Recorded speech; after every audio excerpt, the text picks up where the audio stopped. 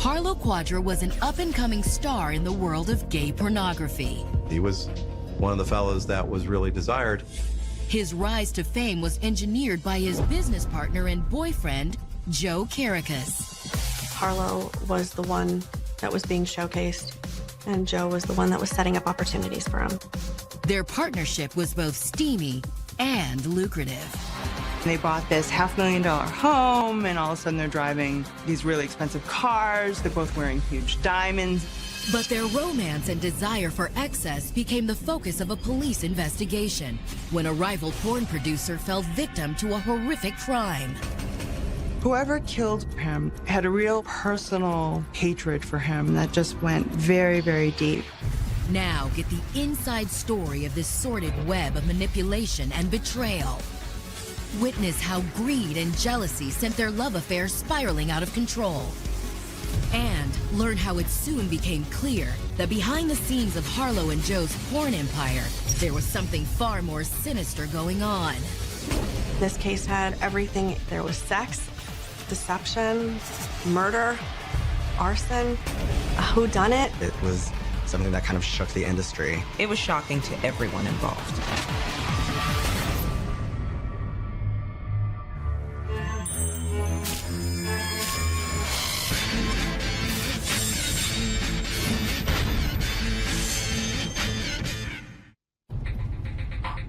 January 24th, 2007. It was just before 8 p.m. in the small town of Dallas Township, Pennsylvania, when local 911 received numerous reports of a house fire in progress on Midland Drive.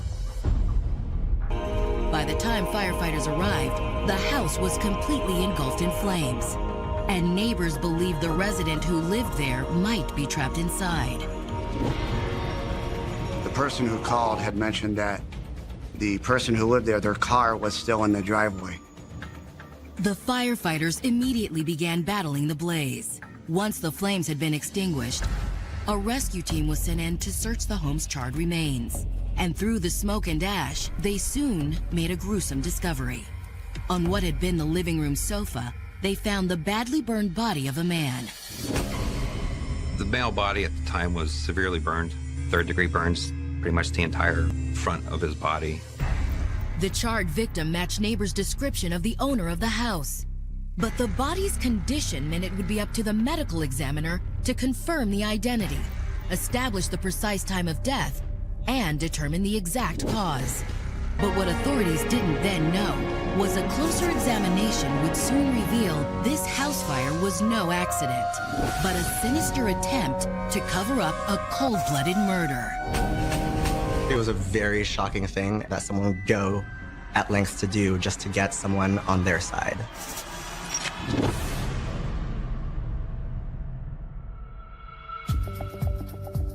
Miami, Florida is known for its exciting nightlife and popular beach resorts. But for young 𝒊𝒊𝒍𝒍𝒆, growing up in South Florida was anything but a vacation. Born in 1981, Harlow's home life was unstable from the start. His father left when he was still a baby, and his mother struggled to provide for him and his two brothers on her own. 𝒊𝒊𝒊𝒍𝒍𝒆 came from a poor Hispanic family that was of no means. He had a struggle in life. When Harlow was still young, his mother remarried, and his new stepfather provided much-needed financial stability to the family. But it reportedly came at a terrible price. Whenever his mother left, Harlow was allegedly subjected to sexual abuse.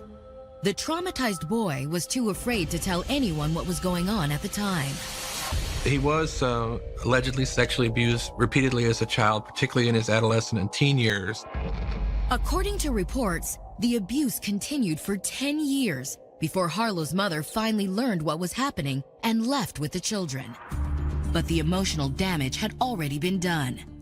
As a teenager, Harlow had trouble relating to his classmates and grew up feeling lonely and depressed. But his emotional problems didn't just stem from his stepfather's alleged abuse. He was also harboring a secret he was ashamed to admit. He was gay.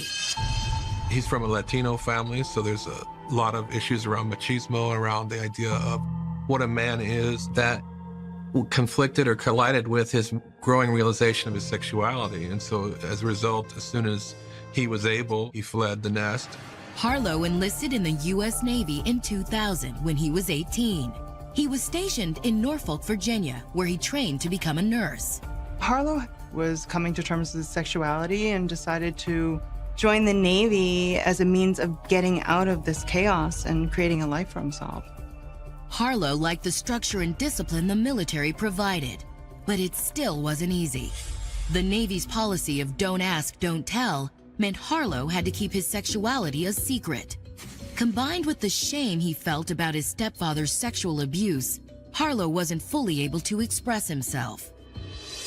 But all that would change in the spring of 2000, when he met a handsome older man in an online chat room that would affect Harlow's life in ways he never imagined.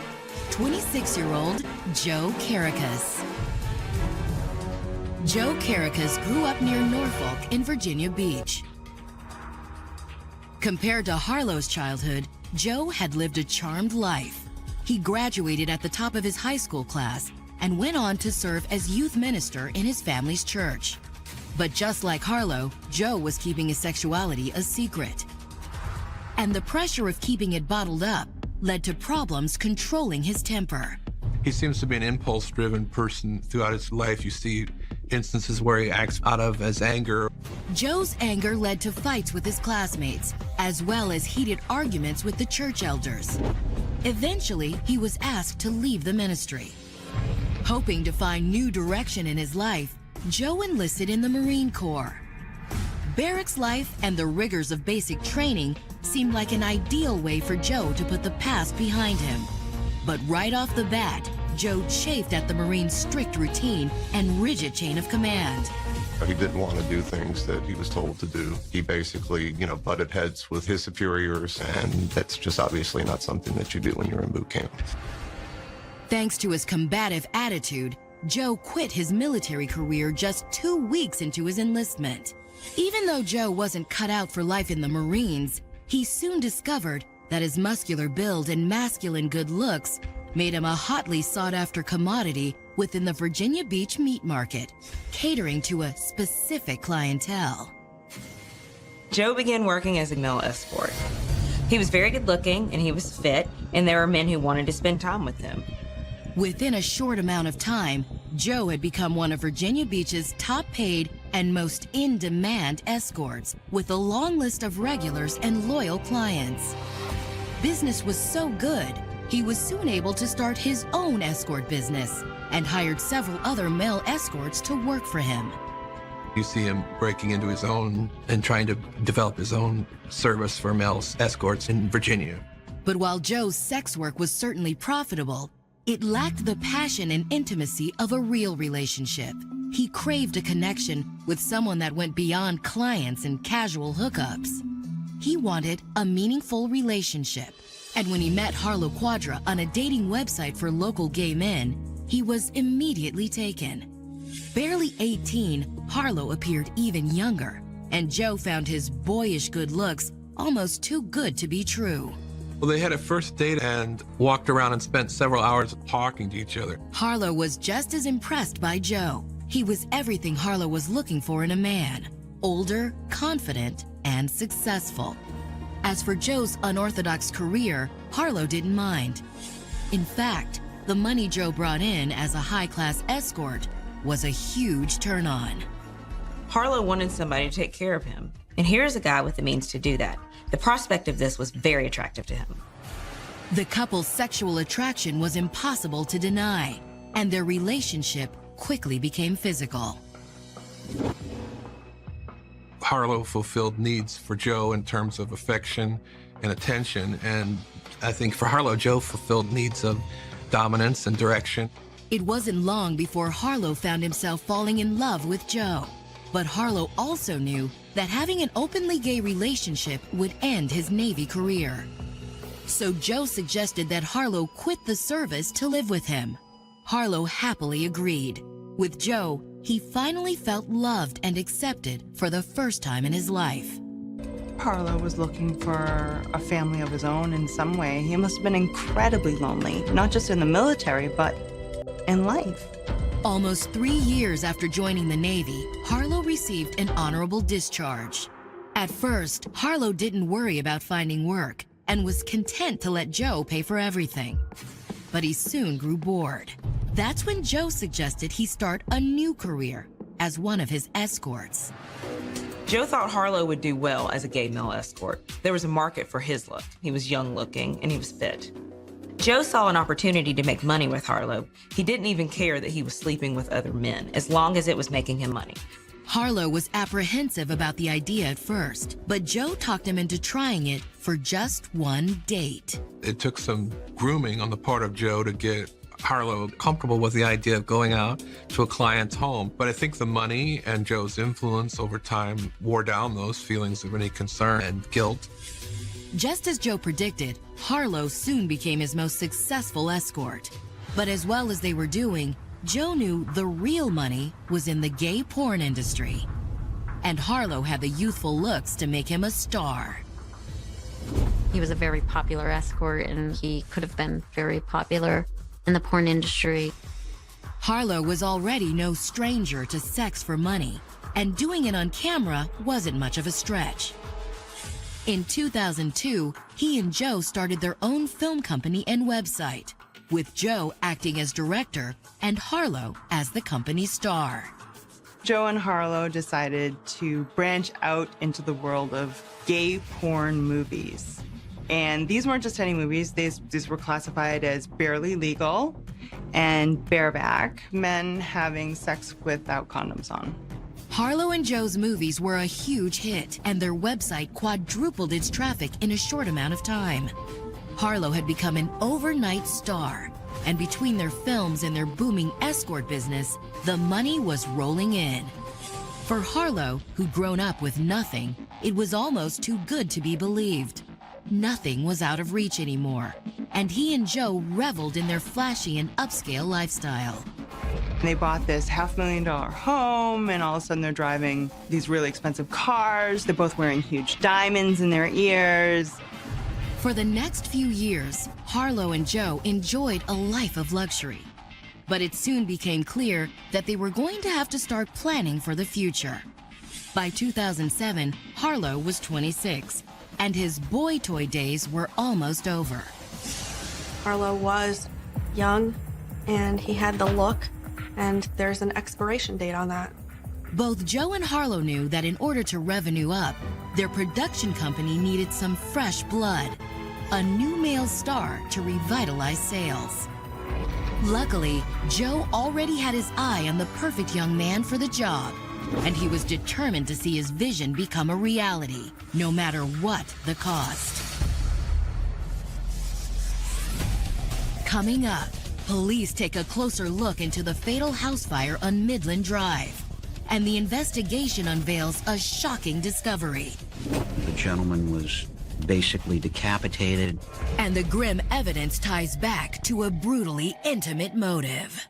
Whoever killed him had a real personal hatred for him that just went very, very deep.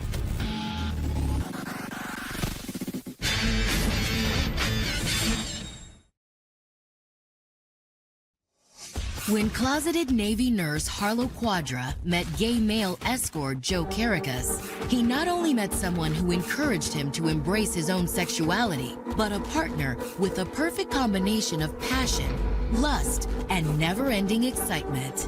Harlow eventually went into the escort business with Joe. And in 2002, the couple decided to branch out, making porn films with the youthful Harlow as the star.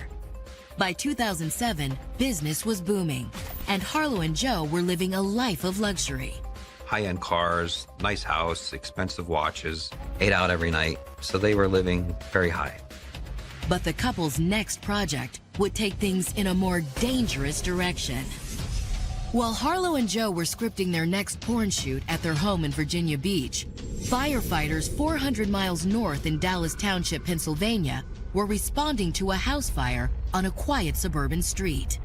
We had a very heavy fire coming out of the front porch. Neighbors feared the owner, 44-year-old Brian Coaches, was still trapped inside. Fire crews battled the blaze, and once flames had been mostly extinguished, a search and rescue team entered the smoking residence. In the living room, they found the badly burned body of an adult male. We didn't know who it was at the time because the body was burned to the point where it was unidentifiable. The body was removed and transferred to the coroner's office for identification. Meanwhile, fire investigators worked to determine the cause of the blaze. From the heavy charring in the living room, it appeared the fire had started there and had grown quickly. A detail that stood out to investigators, since house fires usually take hours to build into an inferno. But this one had taken minutes. And that wasn't the only troubling thing investigators discovered. I started downstairs just looking around to see what could be the possible cause of this fire. And in the dining room, I found a smoke detector laying on a table. It looked like someone had removed the smoke detector before the fire started, which suggested this wasn't an accident, but an act of arson. I had a real bad gut feeling that there was something wrong with this fire. And any doubt as to whether foul play was involved vanished as soon as the coroner took a look at the victim's charred remains. The gentleman was basically decapitated. He had 28 stab wounds, including one at the groin area. This was something that was planned. This was more of a targeted murder. But who was the victim? Dental records soon confirmed what everyone had assumed. A forensic dentist made an immediate identification that this was Brian Coaches. With Brian positively identified, the next order of business was to determine who killed him and why. To detectives, the nature of Brian's wounds indicated a very personal motive. Whoever killed Brian had a real personal hatred for him that just went very, very deep. But who hated Brian Coaches enough to kill him in such a violent and horrific way?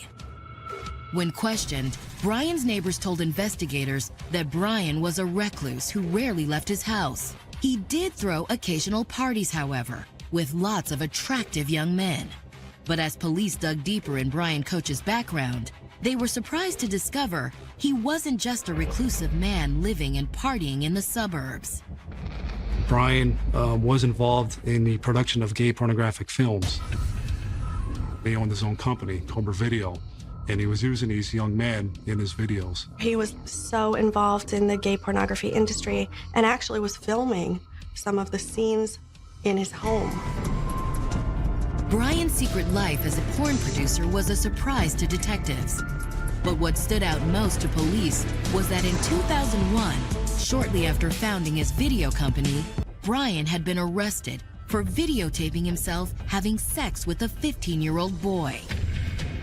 The felony charges had been dropped when Brian pled guilty to the lesser charge of corruption of a minor.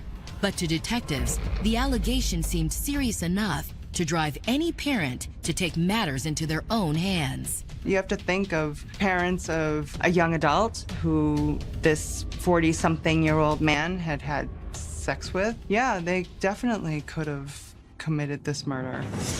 When police floated their theory by Brian's best friend, Robert Wagner, he didn't think so. He claimed Brian hadn't known the boy was underage at the time and was now careful to use legal forms known as 2257s to document that all of his porn actors were consenting adults.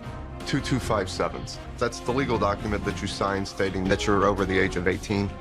But when detectives reviewed the materials collected from Brian's house, they noticed there were several items from his production company missing, including several computers, and all of the 2257 forms from the actors that worked on Brian's films. Those are very valuable because if the FBI ever comes knocking and wants to see them, you have to be able to produce those or else you could go to jail for potentially producing child pornography. Detectives couldn't help but wonder, was Brian's killer not only trying to get rid of him, but his company as well? Investigators dug deeper into Brian's business, looking for potential enemies. They didn't have to go very far. Cobra Video's star performer was the biggest name in gay porn. a 20-year-old named Sean Lockhart, who was more famous for his screen name, Brent Corrigan. Sean Lockhart was considered at the time one of the premier porn actors. I heard him described as the Tom Cruise of gay porn. It seemed Brian caught Sean's manager, Grant Roy, trying to create a separate production company for Sean to begin a solo career. Problem was, Sean was still under contract with Cobra Video. It became open warfare between Brian Coaches and Sean Lockhart.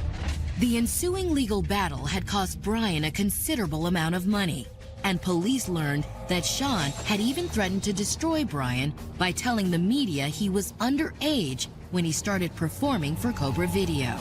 That really scared Brian because he'd already had this run-in with a 15-year-old and it already had hurt him badly. When detectives tracked down Sean in San Diego, California, he told them that he and Grant had already worked out their differences with Brian. They'd settled out of court earlier in the year.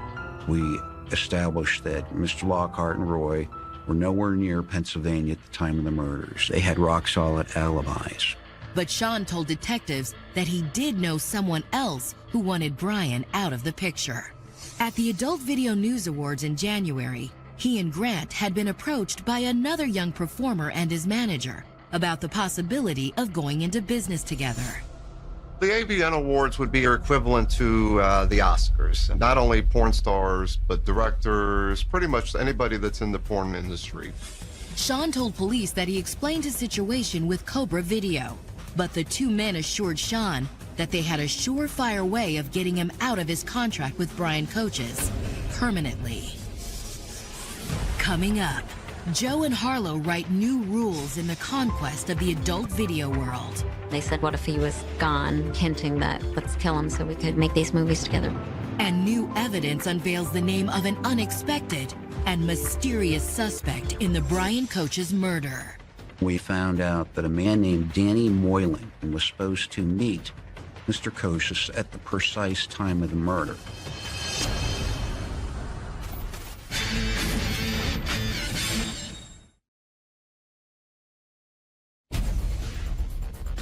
Professional male escorts Harlow Quadra and Joe Caracas were more than just lovers. They were partners in every sense of the word. Not only were they running a successful male escort service, they also founded a porn video company with Harlow as its star. Harlow was one of their big guys in the stable. He was one of the fellows that was really desired. For a few years, the couple enjoyed the fruits of their success, living in an expensive Virginia Beach home, driving luxury cars, and sporting excessive amounts of bling. Harlow Quadra pulled in a lot of money through the escort business. They had their websites. They were spending lavishly. But an investigation into the brutal murder of rival porn producer Brian Coaches would shine an unwelcome spotlight on the lavish wealth they'd acquired in the video skin trade. When detectives first learned that their victim was a porn producer, the list of potential killers seemed endless. But one name immediately stuck out to them: Brian Coach's star performer, Sean Lockhart. Sean Lockhart was a very coveted porn performer, and so there was a lot of competition to have him film with certain studios.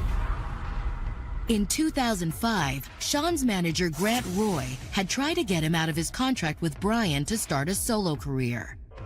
The dispute had turned ugly, and Sean threatened to destroy Brian's company, Cobra Video, by telling the press he was underage when he started performing.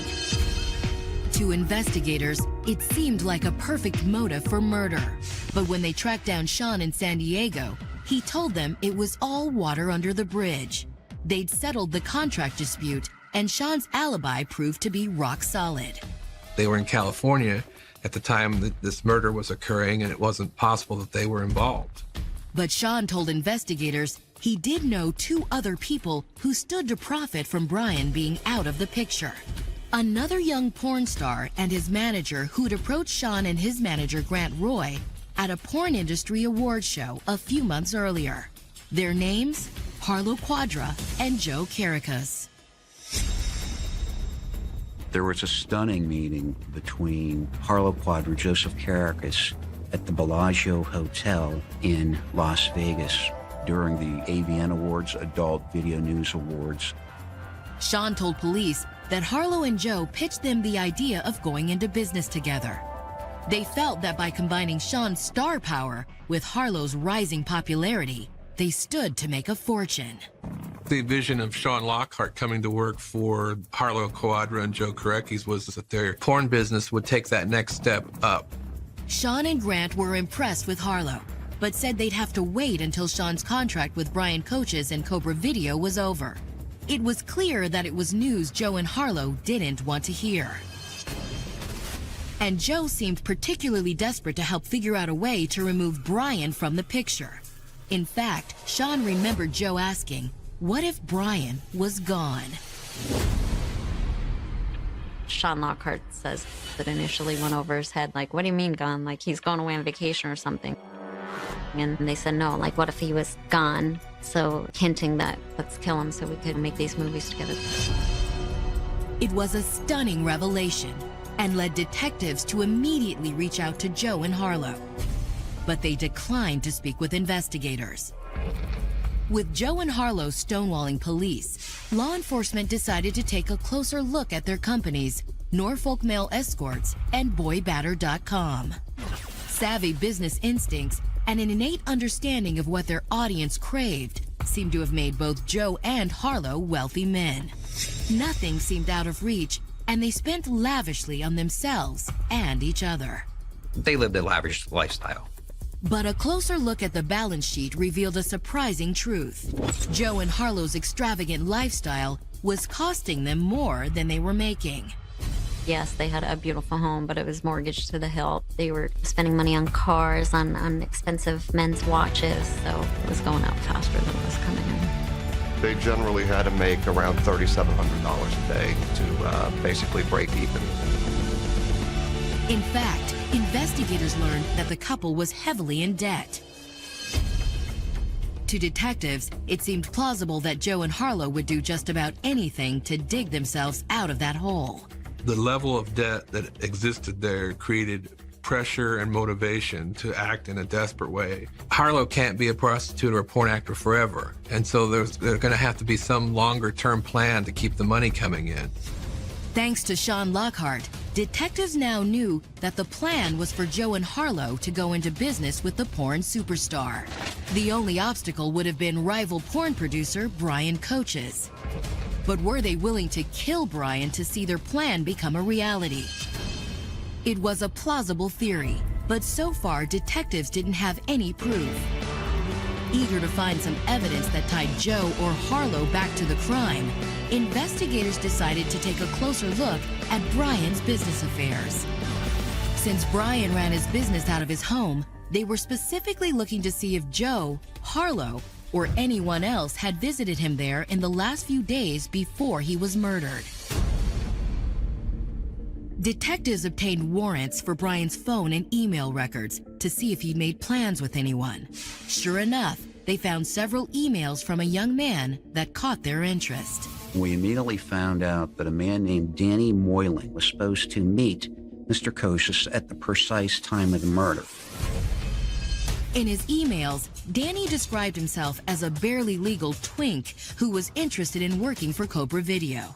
And despite Brian's previous legal problems, the temptation to hook up with a new performer seemed too much to resist. I think when Brian gets these emails, he's probably very excited at the idea of this young fellow that wants to learn about the porno industry.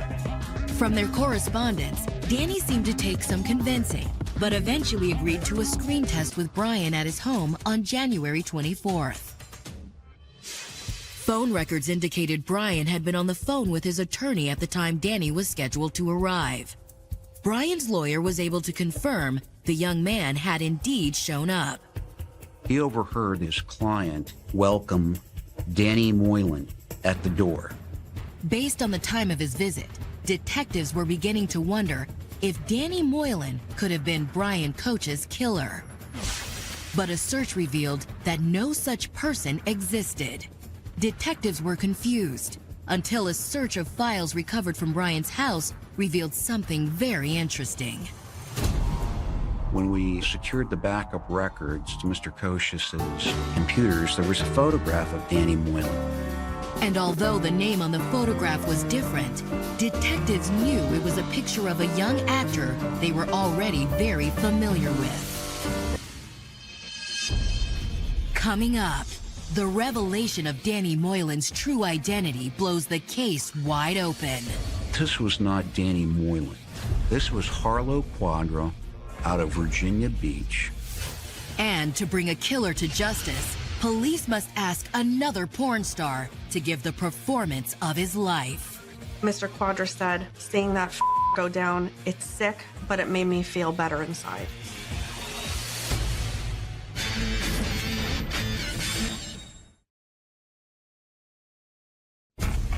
Over the course of their passionate 6-year partnership, 25-year-old Harlow Quadra and 33-year-old Joe Caracas had risen from a pair of small-time escorts to become major players in the gay porn industry. They bought this $500,000 home. They're driving these really expensive cars. They're both wearing huge diamonds. Harlow was one of the hottest up-and-coming performers. Joe was his manager. Together, they seemed unstoppable. And in 2007, they were planning their next big move, one that would have them partnering with porn icon Sean Lockhart. They really believed that bringing Sean Lockhart in was worth $1 million. But the investigation into the gruesome death of rival porn producer Brian Koches had revealed the couple's success was merely an illusion. And Joe and Harlow now found themselves playing new roles as murder suspects. When police obtained backups of Brian Koch's computer files, they discovered photographs sent by a young man named Danny Moylan, who was scheduled for a casting couch session with Brian on the night of his murder. But when investigators looked at Danny's headshots, they recognized him as an actor they were already familiar with. This was not Danny Moylan. This was Harlow Quadra out of Virginia Beach. But why was Harlow posing as Danny Moylan? Police decided to reach out to Harlow again for an interview. Once more, he declined to speak with authorities. But the performer wasn't so shy about talking to the media. I sent Harlow an email, and to my surprise, he called me and I interviewed him. Harlow claimed he was being set up by someone using his photos. As a porn actor, his pictures were all over the internet. So anyone could have sent those messages to Brian Koches. But he right away denied his involvement. But what Harlow didn't know was that the state police had a computer crime unit who could trace the emails from Danny Moylan using the computer's IP address, a unique electronic fingerprint. Who was assigned this IP address on this date and time. They come back to the Stratham Court address in Virginia Beach, which is the home owned by Harlow Quadra and Joseph Caracas. The IP address it showed, these were generated using a fake identity, Danny Moylan. So now we had a lead on our killer. To detectives, it appeared that Harlow and Joe had used Brian's weakness for underage boys to lower his guard in order to murder him, and then torched the house to get rid of the evidence. The whole Danny Moylan ruse was just an attempt by Joe Caracas and Harlow Quadra to get close to Brian Koches to carry out their plan. On February 10th, police obtained a search warrant for Harlow and Joe's Virginia Beach home. But when investigators arrived, the couple was nowhere to be found. When, Harlow and Joe had found out that the police were looking for them, they went down to Florida. While Harlow and Joe hid out in Florida, investigators back in Virginia found several suspicious items in their house that appeared to link the couple to the crime. There's some of Brian Koch's property in their home. There was a tape found there that is a master tape belonging to Cobra Video. There's a Rolex watch with the initials BCK, Brian Koch's initials. Police also found a receipt from a Walmart not far from Brian Koch's house, dated January 23rd, the day before the murder. And according to the receipt, the couple had purchased a strange assortment of items. The only items they bought that day were condoms, KY jelly, and lighter fluid. There's no conceivable reason why you'd take lighter fluid other than the fact that you plan to set something on fire. Canvassing hotels near Brian Coach's home, investigators discovered the couple had checked into the Fox Ridge Motel the night before Brian Coach's was murdered. State police went there, asked for registration records the day of the murder. And lo and behold, they found a registration record that started out Joe Carrica at 1028 Stratham Court. All the evidence that we obtained, everything leads up, pointing to Quadra and Caracas. But police still didn't have a murder weapon or any physical evidence tying the couple to the murder. To make matters more complicated, Harlow and Joe were still on the run. But it appeared that they were still trying to operate their web-based porn business remotely. So investigators decided to try and draw them out by enlisting the aid of one of their fellow porn stars. Grant Roy and Sean Lockhart wanted to clear their names. However, they also wanted to find out who killed Brian Coach's and bring those people to justice. With Grant and Sean on board, police asked them to reach out to Harlow and Joe to rekindle their discussion about a partnership now that Brian Coach's was out of the picture. And just as they'd hoped, the lovers took the bait.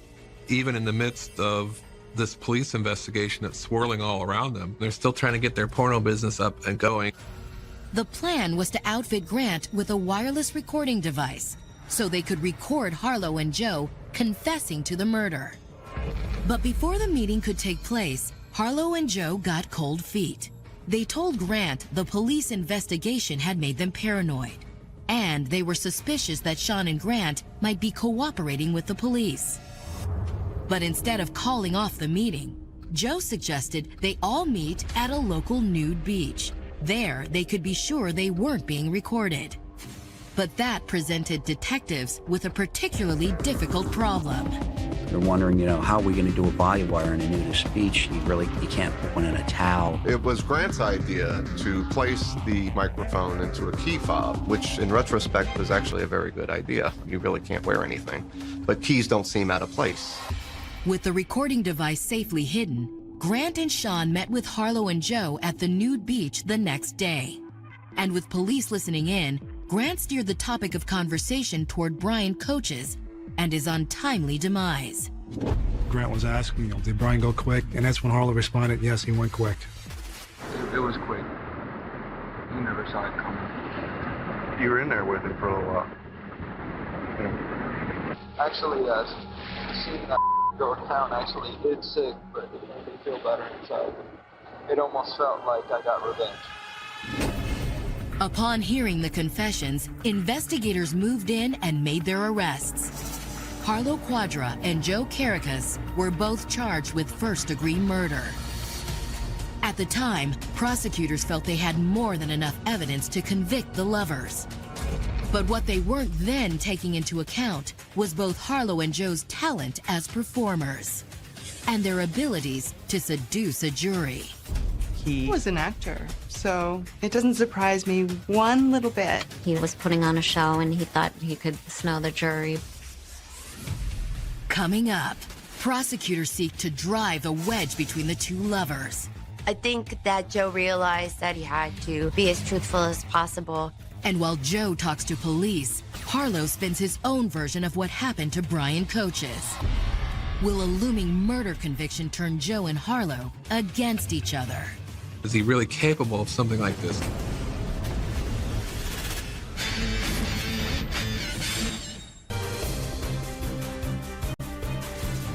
When Navy seaman Harlow Quadra met ex-Marine Joe Caracas in 2000, he thought he'd found the man of his dreams. Harlow gave up his military career to become Joe's partner, both in life and in their burgeoning porn business. But the investigation into the brutal murder of rival film producer Brian Coach's had revealed that the couple had been up to something far more shocking and sinister than mere pornography. Quadra and Caracas viewed Mr. Coach's as their arch rival, and he had to be eliminated. Now Harlow's acting days were over, and he and Joe both faced the death penalty. Following their indictments, Harlow continued to deny any involvement in the murder. But Joe surprised investigators by turning on his lover. Because of the death penalty was on the table, 𝒍𝒍𝒆 and his lawyers decided it was best for him to plead guilty to second-degree murder. Joe would serve life in prison instead of rolling the dice with the jury. Once the deal was in place, Joe told authorities just how the dirty deed went down. Joe dropped Harlow off in the front, drove around to the back where Brian wouldn't be able to see the vehicle. Harlow goes in, murders Brian. It became clear that it was Harlow that was the actor or the principal, and that Joe would be considered the accomplice. On February 24th, 2009, the trial of Harlow 𝒊𝒍𝒍 began. Prosecutors presented a mountain of evidence, including the items belonging to Brian coaches that had been found in Harlow and Joe's Virginia Beach home, and the lovers' taped confession. It was quick. You never saw it coming.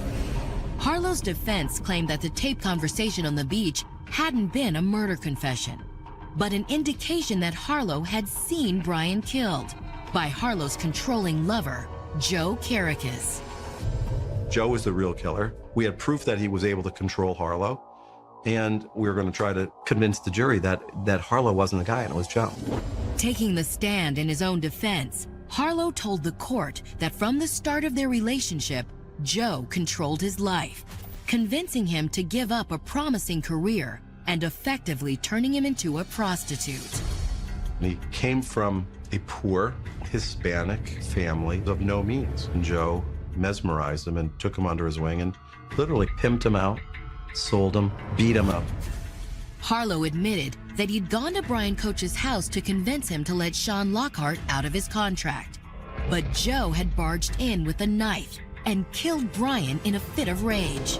Joe comes storming in, punches Brian, they get into a fight. But would the jury believe his story?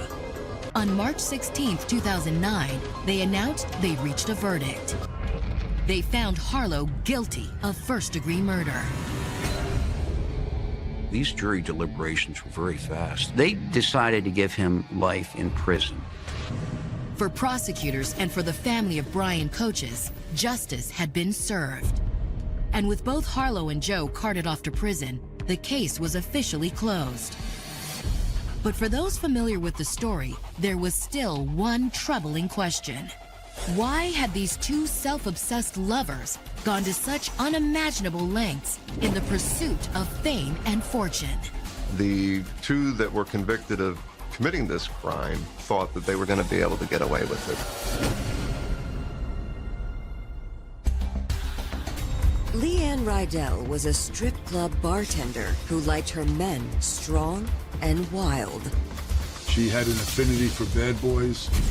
And she found just what she was looking for in handsome bodyguard Ralph Salerno. Big man, very dangerous. That's just what she likes. Their intense passion would fuel a scandalous love affair. The sexual tension between these two reaches the breaking point. Until a terrifying crime left multiple lives in ruin. Blood all over the place, blood all over the carpet. He just fell to the ground, and we were like, what happened? What happened? Now, hear from those closest to the couple as they reveal the truth behind a deadly obsession. This is about wanting what you want at any cost. And discover a bizarre tale of sex, greed, lust, and a deadly plan gone awry. One thing that is a given is that fact is much stranger than fiction. This was just a bunch of illogical people who did something really insane.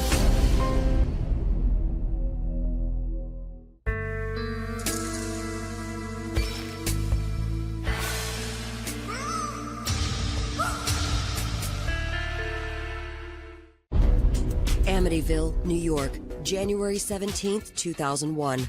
It was a busy Wednesday night at the local Dolphin Fitness Club as co-owner Alex Algieri made his way around the gym. Alex never did nobody wrong. He always was on the up and up. He was extremely popular in the gym. He would always be helping people with their exercises, offering nutrition advice. As Alex passed the aerobics studio, a trainer pulled him aside.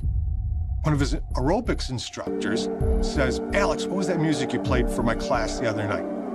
The song was Livin' La Vida Loca by Ricky Martin. That was a hot song, and Alex had that CD in his car.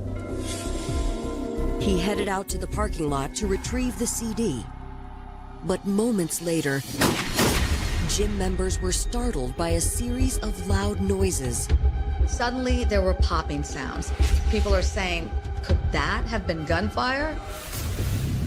Before anyone could react, Alex stumbled back inside.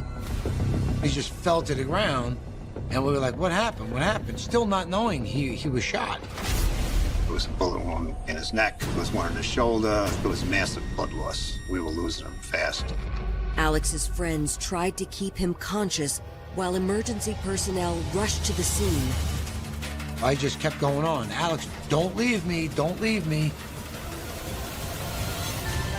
I felt him squeeze my hand, and then I didn't feel anything no more. And at that time, I knew he passed. You know, he was such a good guy, man. This breaks my heart. It's rough. Police and gym members both wanted to know who would want to hurt such a well-loved businessman like Alex Algieri, and why. The answers would be both bizarre and terrifying, and lead back to a pair of suspects no one saw coming. We all were just confused and worried and not knowing what happened. But we just couldn't believe it.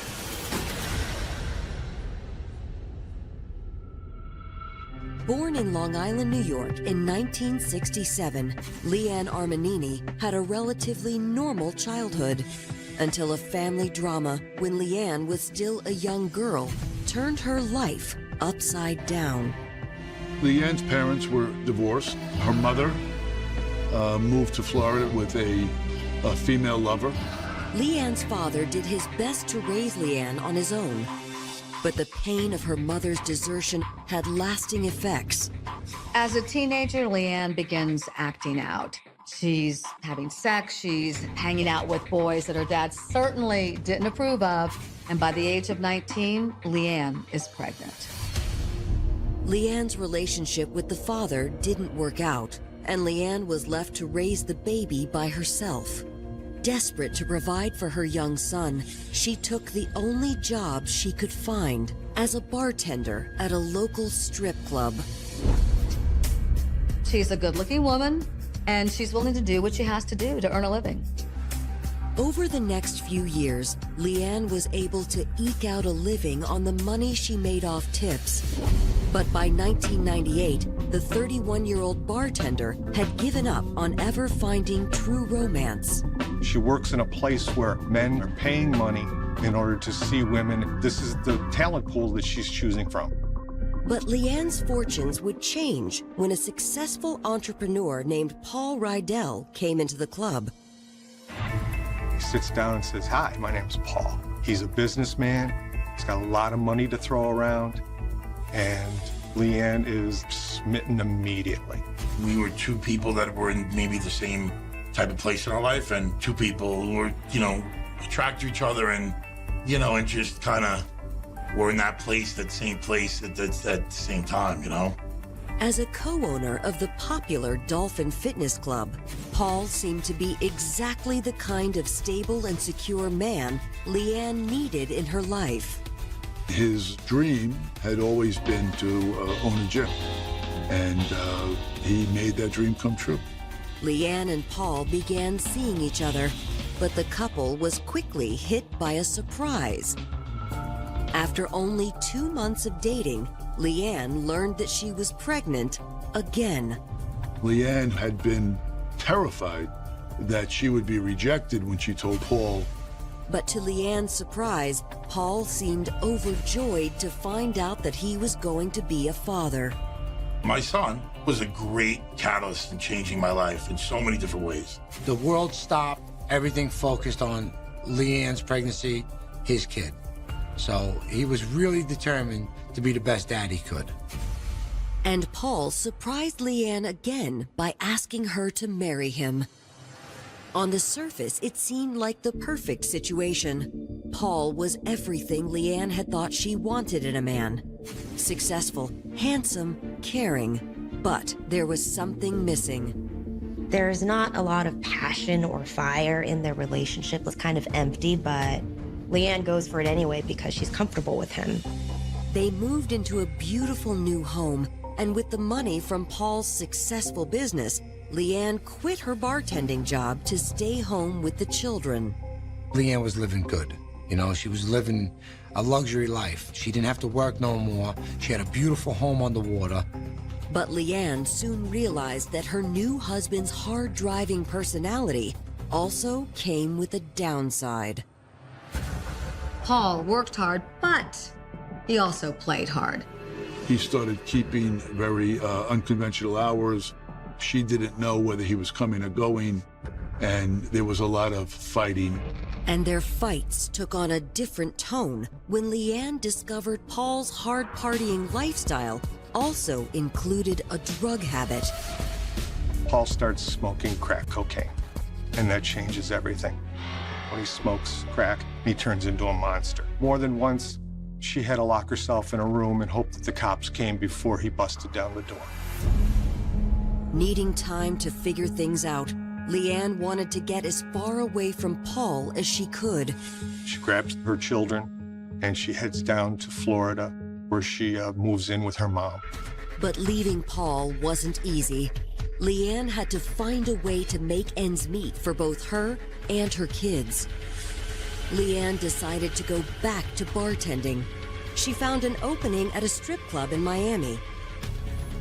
And it was there that she met a man who would change her life forever, Ralph Salerno.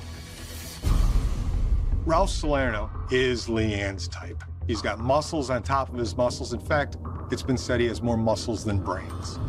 Not much is known about Ralph's early life, but by his 30s, the Miami strongman had earned a reputation as a guy no one wanted to mess with. Salerno was the leader of his own little crew down in the Boynton Beach area of Florida. Ralph had also built a career as a bouncer and a bodyguard. He was known as sort of a knock-around tough guy. And from the moment he laid eyes on Leanne Rydell, he was irresistibly drawn to her.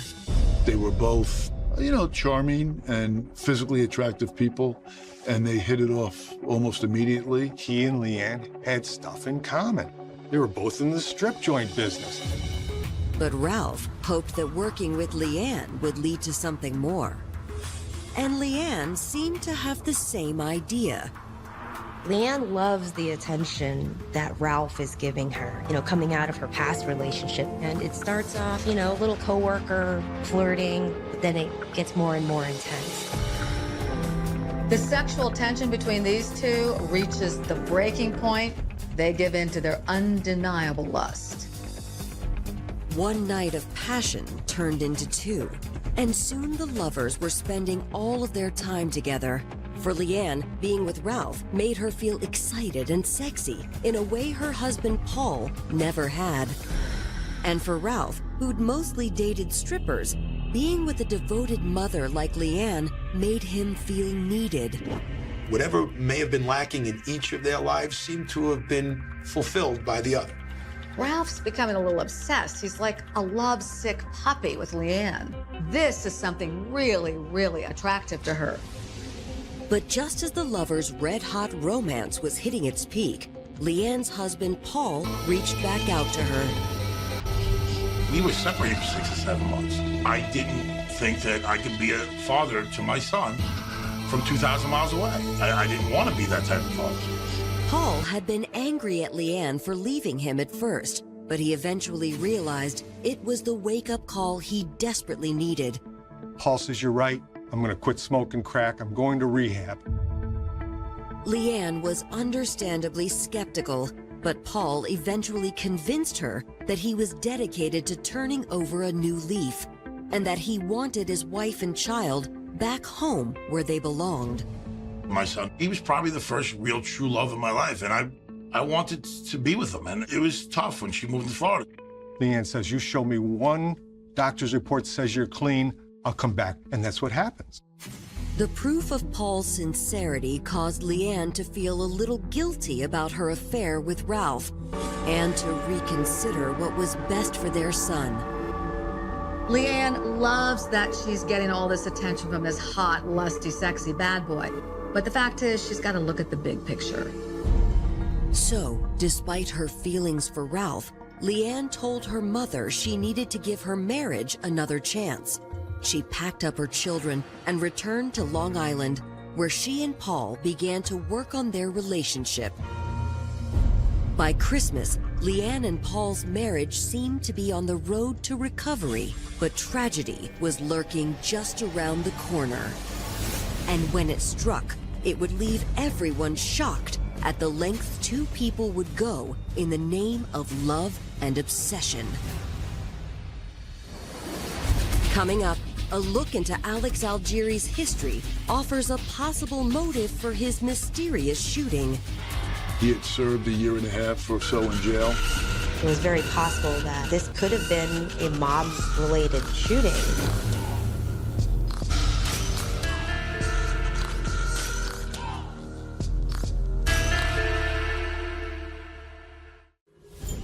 Married mother of 2, Leanne Rydell, had found the passion she was missing in her life when she began an illicit affair with strip club bouncer Ralph Salerno. Ralph is obsessed with her and very consumed by her. But the lovers' wild passion had been interrupted when Leanne's estranged husband Paul convinced her to give him a second chance. I wanted to be with him. It was tough when she moved to Florida.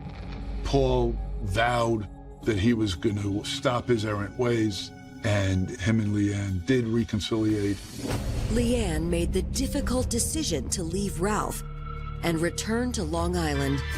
Soon, she and Paul were on the road to recovery, but then tragedy struck at Paul's gym. There were reports of a shooting, and as police rushed to the scene, Leanne feared her husband might have been killed. Leanne is receiving these alarming phone calls. All she's hearing is that something's gone on at the gym. She calls police in a panic. To her relief, Long Island police assured Leanne that it wasn't Paul who was shot, but his business partner, Alex Algieri. Alex dies with 5 bullets in him. 5 shots, but 1 would have killed him because it hit both his lung and his heart. Homicide detectives secured the crime scene and focused on the parking lot behind the building where Alex had been shot. They found a witness who said she'd heard the gunshots and that she'd seen a man fleeing the scene. A neighbor lady who was walking a dog said that there was a man who ran into a white van and drove off. Unfortunately, the parking lot's dim lighting prevented her from identifying the man. There's no surveillance footage of the back of the gym. Nothing really to work with. Detectives focused on determining a motive for why someone would kill the popular gym owner. But as police continued to interview the Dolphins' employees and customers, rumors began bubbling to the surface that cast Alex Algieri in a less than flattering light. There's some conjecture about drugs, steroids, things like that. It's the first thing you think about when you think about a gym. Police didn't find any evidence of drugs in the gym, but a background check revealed Alex was no stranger to criminal activity. Alex was involved in truck hijacking when he was about 19 or 20 years old, and he had served 1.5 years or so in jail. And as police knew well, truck hijackings were a common initiation for new recruits in organized crime.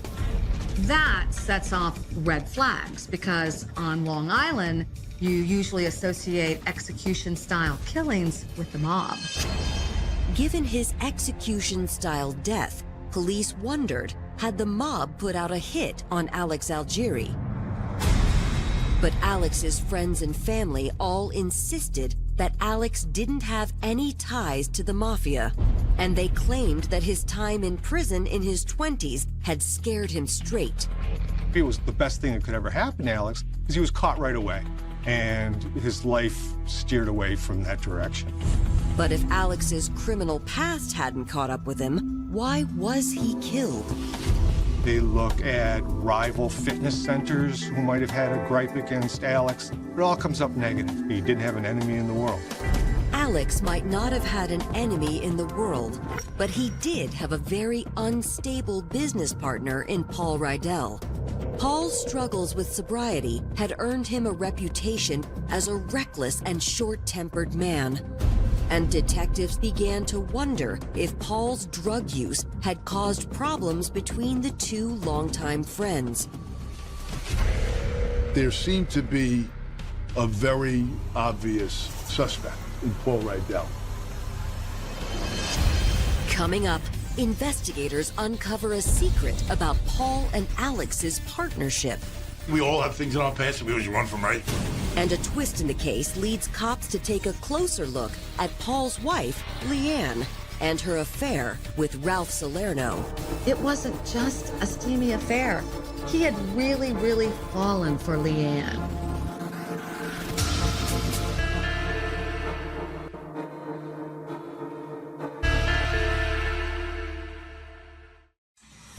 Leanne Rydell's torrid affair with strip club bouncer Ralph Salerno had become an obsession. But when her husband Paul begged Leanne for a second chance, she followed her head instead of her heart, making the prudent decision to go back to her married life. They had a beautiful home. They were making a good living. But less than 3 months after Leanne and her children had returned to Long Island, Paul's business partner, Alex Algieri, was murdered outside the gym they co-owned and operated. And police were beginning to look at Paul as a possible suspect. Paul's history with drugs and rumors of his violent personality led police to take a closer look at his relationship with Alex.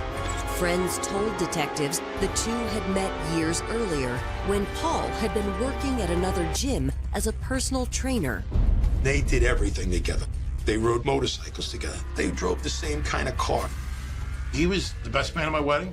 We got along real well. Like, I was more of the outgoing one. He was like more of the joker. In 1998, the friends had helped each other achieve a shared dream, owning and running their own fitness center. But people close to Alex told police that the dream had recently become a nightmare. As the gym became more successful, Paul's hard partying had spiraled out of control. Alex is getting the feeling that there's some sort of trouble. Paul is never around, and when he is flying high on drugs. Alex is wondering what is going on here. Things had apparently come to a head when Alex discovered money missing from the club's bank account. Suspecting that Paul had taken the money to pay for his drug habit, Alex reportedly told his partner that he'd had enough.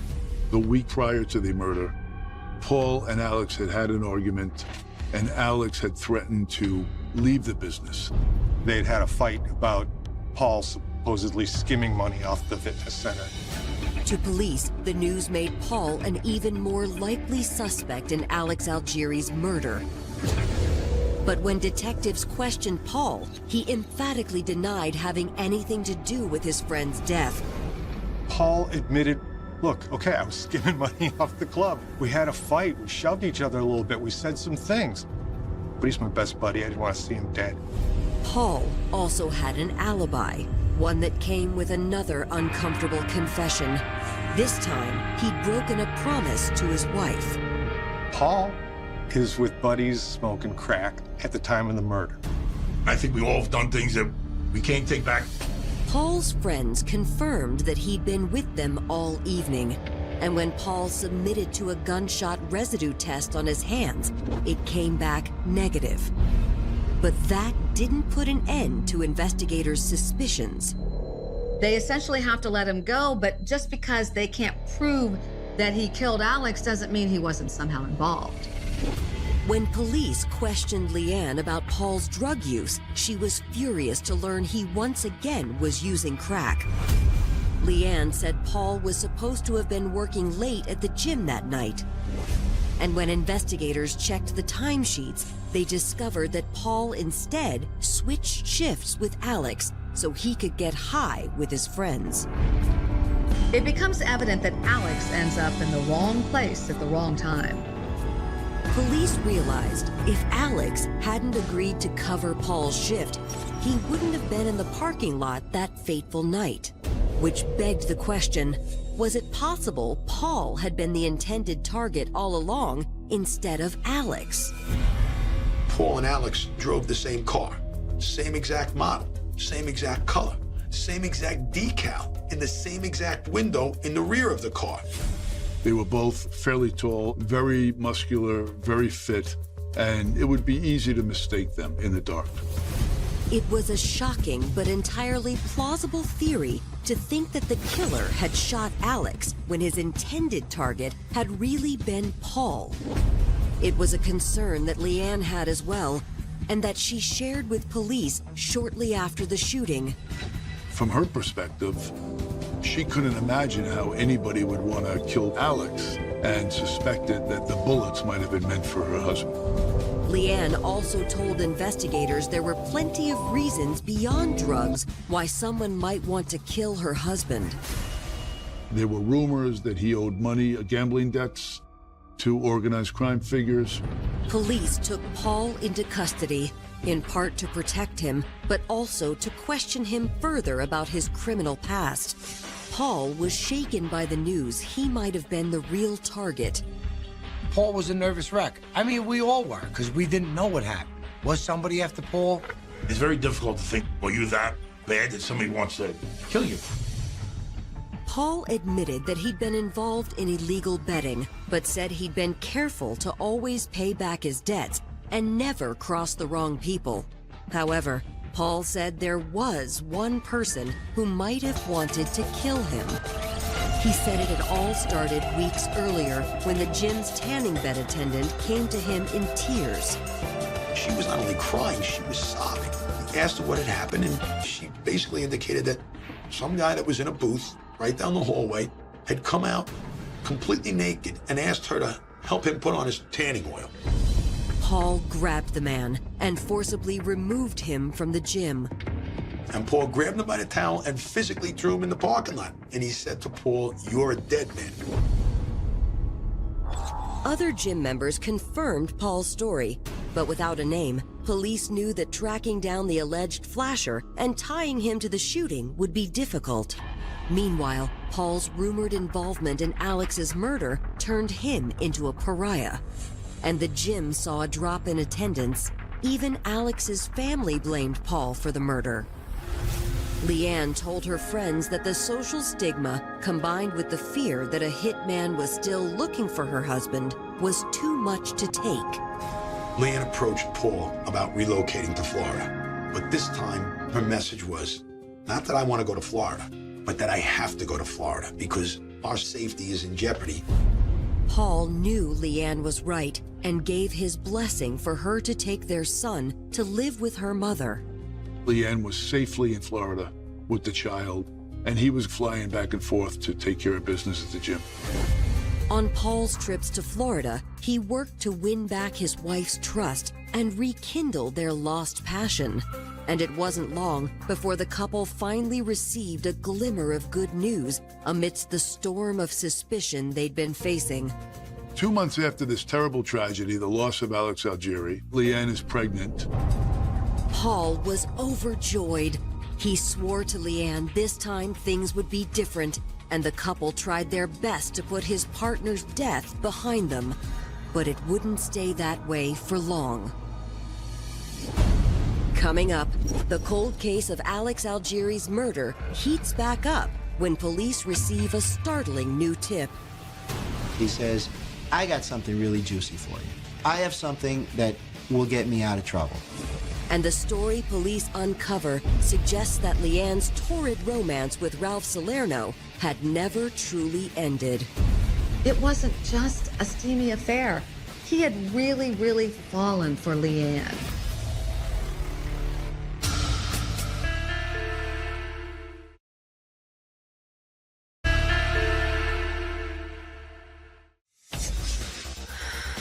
Leanne Rydell and Ralph Salerno had spent over 6 months caught up in an affair fueled by lust and obsession.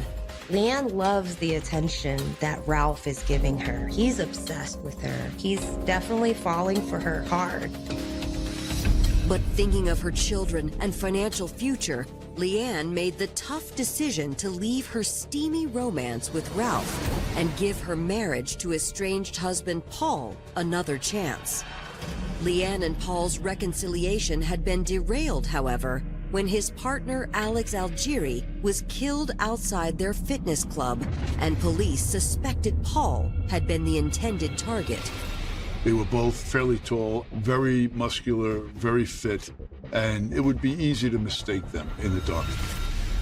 After a year, the case went cold, and detectives wondered if they'd ever solve the case. But they caught an unexpected break when New York police arrested a car thief in a completely unrelated crime. He says, I got something really juicy for you.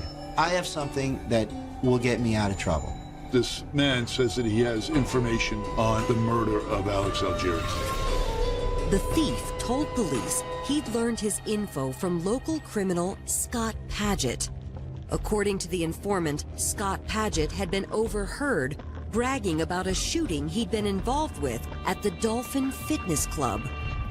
Police hear this name Scott Paget. They know nothing about him. Who is this guy? How is he connected to this situation?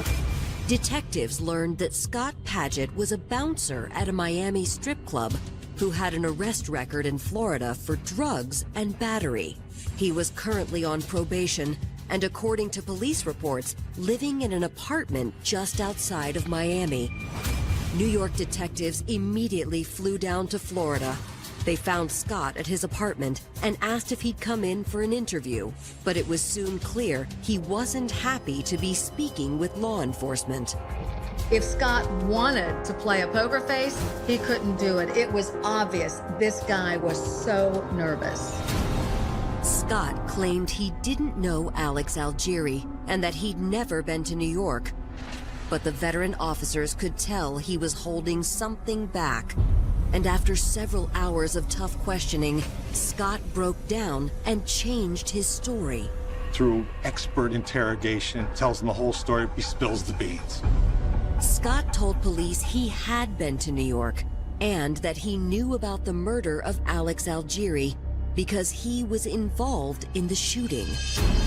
And according to Scott, his connection to the crime had all begun with a friend of his in Florida, a friend named Ralph Salerno. Scott said he'd always heard stories that Ralph had mafia ties, but he thought they were just rumors until one day, Ralph came to him with a surprising proposition. Ralph Salerno offered him $3,000 to drive him to New York City in order to commit a murder. Scott said he'd never been involved in a violent crime before, but the easy money was too good to turn down.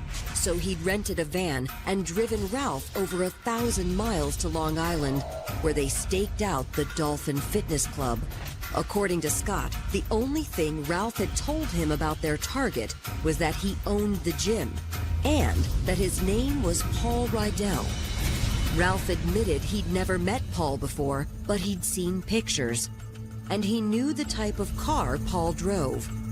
Ralph Salerno knew what nights he worked at the gym, where he parked his car, what type of car he owned. Moments later, a man had exited the gym and approached a car that resembled the vehicle that Paul Rydell drove. So when he comes out the back door, they go, that's the guy. Scott said Ralph had jumped out of the car and quickly fired several shots at the man. Ralph then jumped back in the van and told Scott to floor it. They sped back to the highway.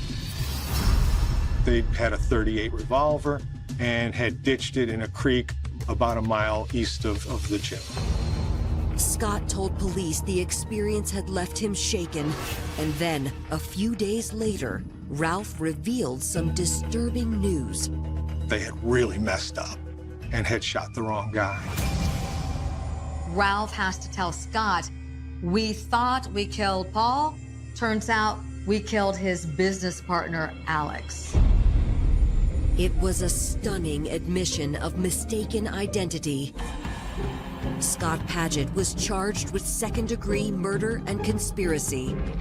Police then focused their attention on tracking down the trigger man, Ralph Salerno.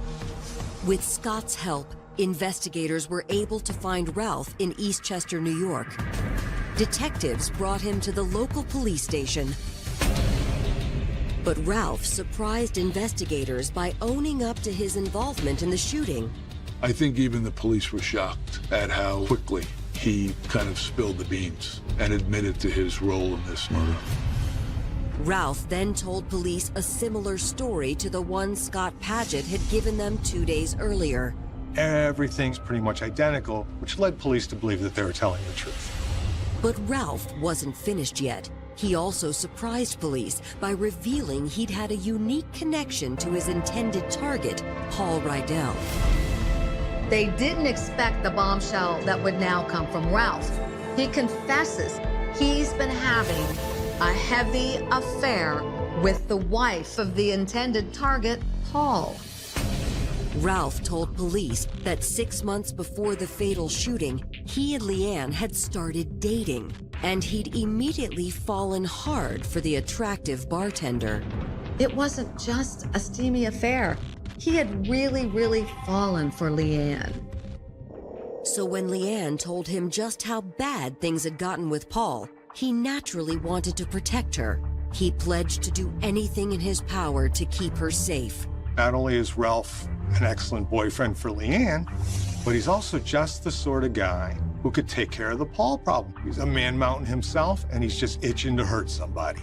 But Ralph told police that Paul had a very different kind of battle in mind. Paul got lawyers, numerous lawyers. He was fighting her to get her back here. According to Ralph, it hadn't been Paul's promise to quit drugs that got Leanne to go back to Long Island. It was New York's strong custody laws that had convinced Leanne to return with their son.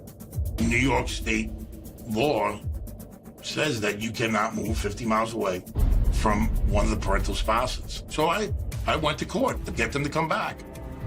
Rather than risk losing her son in a custody battle with Paul, Leanne had agreed to return to Long Island and end her passionate affair with Ralph, which suggested to police that Ralph's desire to murder Paul had been motivated by jealousy. Salerno sees that Leanne is planning to reconcile with her husband, to move back up there, and to reignite that relationship. So he's got a lot to lose. But Ralph told police that wasn't the case. He claimed that before Leanne left for Long Island, she said the reconciliation with her husband was just a ruse to prevent him from divorcing her. She's pretending she wants to reconcile long past the point where she really does. Ralph said that Leanne was still in love with him, and that her real plan was for Ralph to kill Paul, so she'd no longer have to deal with his threats to take their son away. She and Ralph could also finally be together without having to hide, and they could live off the money from Paul's life insurance policy. Leanne had said to Ralph, "Kill my husband, you will get $100,000 of the insurance proceeds." She gave him a picture of Paul. She gave him a layout of the parking lot. Every single piece of information was supplied to him by Leanne Rydell. It wasn't until days later that Ralph learned he'd killed the wrong man. It was a shocking story, but that's not all Ralph Salerno revealed. Ralph also told police Leanne had been lying to Paul about their new baby. Salerno says, and by the way, that child that was born on December 21st of 2001, I'm the father of that child. Leanne had kept that fact from her husband, knowing full well that Ralph was the father. When police brought Leanne in, she admitted to the affair. She also confessed that she was still in love with Ralph and that her newborn son was actually his and not her husband's. But Leanne flatly denied any involvement in the botched murder conspiracy that resulted in Alex Algieri's homicide. Leanne says, I never ever said anything about hurting him, and certainly nothing about killing him. But Leanne said Ralph's love for her made it easy to see why he might have taken matters into his own hands. She stated that if, in fact, Ralph was involved with this murder, he wanted to get rid of Paul so they could live happily ever after. It was clear to police that someone was lying, but who? Investigators caught a break when an associate of Ralph's named Mark Paglianti was picked up on drug charges and offered testimony that Leanne was behind the plot to kill her husband. They need something more before they can prosecute. And that something more comes in the form of a hood who says, I heard Leanne say, I want him dead. Mark told police he was with Ralph the night that Leanne gave him his instructions about killing Paul and promised his reward. He stated that he heard her originally offer him $100,000, and then later they would split the proceeds from the gym, and they would be together as husband and wife. With Mark's testimony, Suffolk County Police were able to indict both Leanne and Ralph Salerno on charges of first-degree murder and conspiracy. But charging the couple was one thing. Convicting them was an entirely different matter. And with each lover still pointing the finger at the other, the question was, whose story would the jury believe? Coming up, a new twist suddenly casts doubt on the case against Leanne. A lot of people think Leanne's gonna walk. But Ralph Salerno has one more surprise for the courtroom.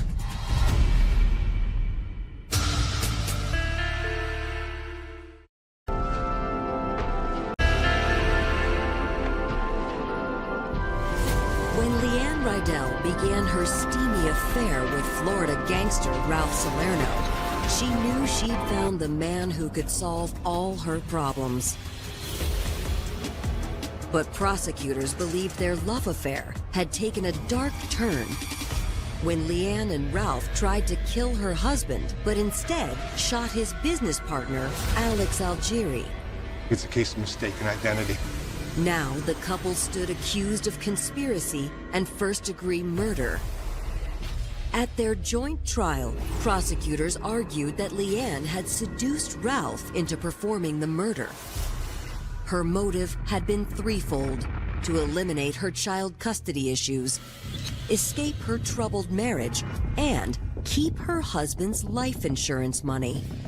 The prosecutor puts forth a case that Leanne was the mastermind behind the attempted hit on Paul Rydell and the murder of Alex Algieri, that she was financing it and that she was having an affair with the hitman. But Leanne's defense team pointed out that the state hadn't presented any physical proof that Leanne was involved. Instead, they claimed that Ralph Salerno had acted on his own out of jealousy and desire. There was no direct evidence of Leanne's complicity. This is a man who had put the entire plan together and then executed his plan and a human being. But prosecutors raised an important question. If Leanne wasn't behind the plot, then how did Ralph and his accomplice, Scott Paget, know how to find her husband? Neither Salerno nor Paget had ever been to Long Island. How do they know to go to the Dolphin Fitness Center? How do they know what kind of vehicle Paul Rydell drives? Ralph Salerno's attorneys also attacked the prosecution's case. They argued that Ralph had been coerced by police into giving a false confession. Ralph's defense team even claimed they could prove he wasn't the shooter because he was somewhere else at the time of the murder. To prove his alibi, Ralph's attorneys called a Florida stripper to the stand, who claimed that Ralph spent the night of the shooting having sex with her. Their argument was that Ralph had absolutely nothing to do with this crime, wasn't there when it occurred.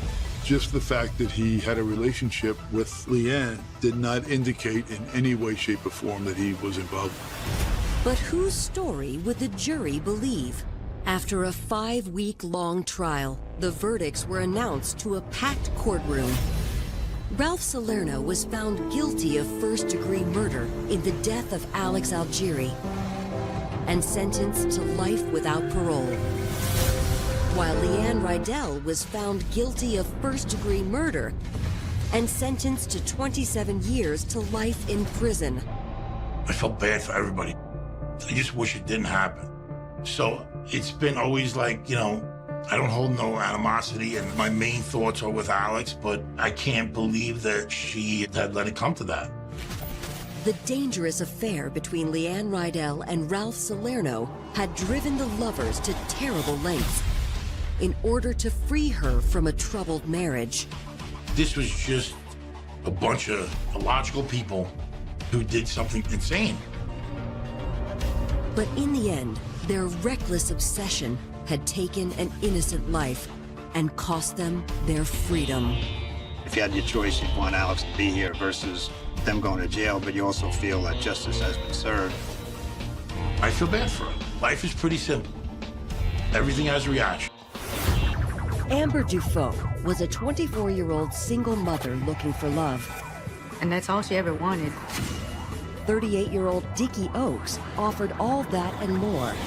She felt comfortable around me, felt happy when she was around me. All she would talk about was how in love she was. But their explosive romance would spark a terrible tragedy. She came back later and saw the house was ablaze, leaving a beloved member of the community the victim of a deadly crime. They find a body charred in the bed. I was just shocked. Like I was in a nightmare, you know? Now follow investigators as they unravel a twisted web of deceit and betrayal to discover the disturbing truth behind one man's dark past. He had been convicted for sexual assault. A young woman's awful secret. She said she'd been living with all this grief that she just could not continue to carry anymore. And the shocking motive that pushed a pair of lovers to do the unthinkable. Murders just don't happen in a place like this. I wish I knew things before than what I know now. I wish she could have told me the truth.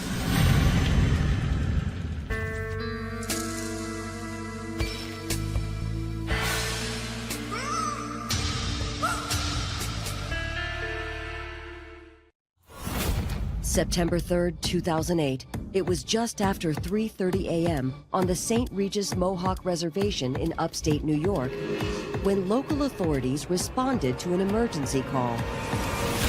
Franklin County 911 was advised of a house fire on Helena Road.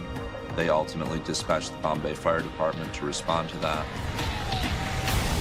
By the time authorities arrived, the house is completely engulfed in flames. Firefighters worked through the night to extinguish the blaze. The next morning, officers and firefighters searched through the smoldering rubble, hoping no one had been inside the home. But their worst fears were soon confirmed. They find a man's body charred in the bed. It was assumed that the man had perished in the fire, but a closer look revealed a more disturbing cause of death. He was shot multiple times in the head. Investigators were stunned. Murders just don't happen in a place like this. This is a place where people feel safe. We live here because of the low crime rate and because of the rural nature of the communities. Investigators want to know who did it, why did they kill him, and what was the motive? The answers to their questions would ultimately expose a horrific story of revenge and the deadly lengths police say two people would go to in the name of loyalty and lust. The obsession was so deep that they basically wanted this man off this earth.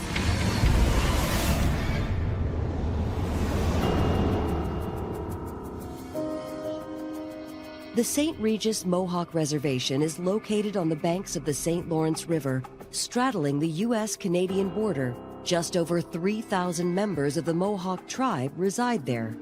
This is a very small rural area. Everybody knows everybody. Everybody is connected to everybody.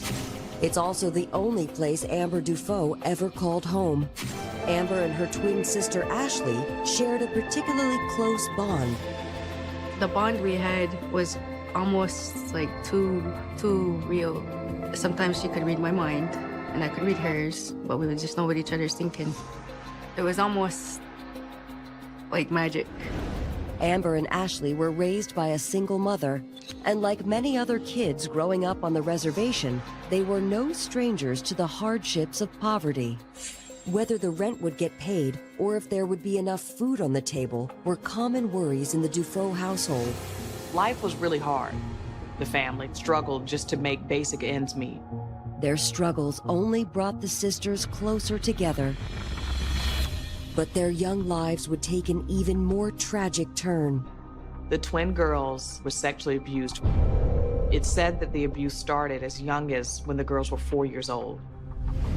The abuser was a friend of the family, and the traumatic betrayal left its mark on both of the girls. But as they grew into teenagers, they handled it in very different ways. Ashley began acting out, using drugs and alcohol as a means of escape. I was really young and dumb, partying all the time. I was more angry than innocent because I didn't know how to talk about things. While Amber became more withdrawn. She is shy. She was that kind of person, always quiet. She was always the one with the head on her shoulders. My sister was like my mother figure. She'd always be the one to, pull me out of something. And when it came to dating, Ashley was even more reckless. She seemed willing to settle for the first boy who showed her any attention. But Amber needed something more. She wanted a man that could take care of her, a man that looked out for her best interest. And after graduating high school, Amber thought she found what she was looking for in a young man on the reservation who promised her a better life. And next thing you know, they're having kids, they're getting married. But by the time she'd given birth to their second child, Amber realized that her husband's promises were nothing but a pipe dream. Instead of building a future for her and their 2 boys, he was barely able to hold down a job, and Amber had to turn to her family just to get by.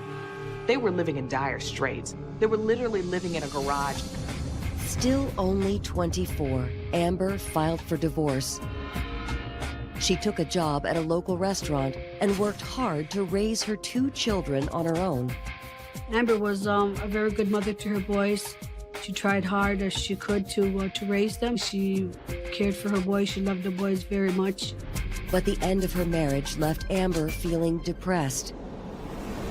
Ashley was upset by seeing her sister struggle and wanted desperately to help lift Amber's spirits. So one warm summer night, Ashley decided to take Amber to a party hosted by a friend, 38-year-old Dickie Oakes. Although Amber had never met Dickie before, he made her feel welcome from the moment she set foot on his porch. So I turned around and Amber showed up at my porch. I'll never forget it. She was wearing a do-rag and a gray sweatshirt, camouflage pants, Harley-Davidson boots, and a 30-pack of beer. And Ashley could tell from the way Amber looked at Dickie the moment they met that there was an instant and undeniable attraction. Dickie was this big man in bravado and physique, and she really liked that. I've never seen her like that before, and it made me happy because it's like she needs that for once in her life.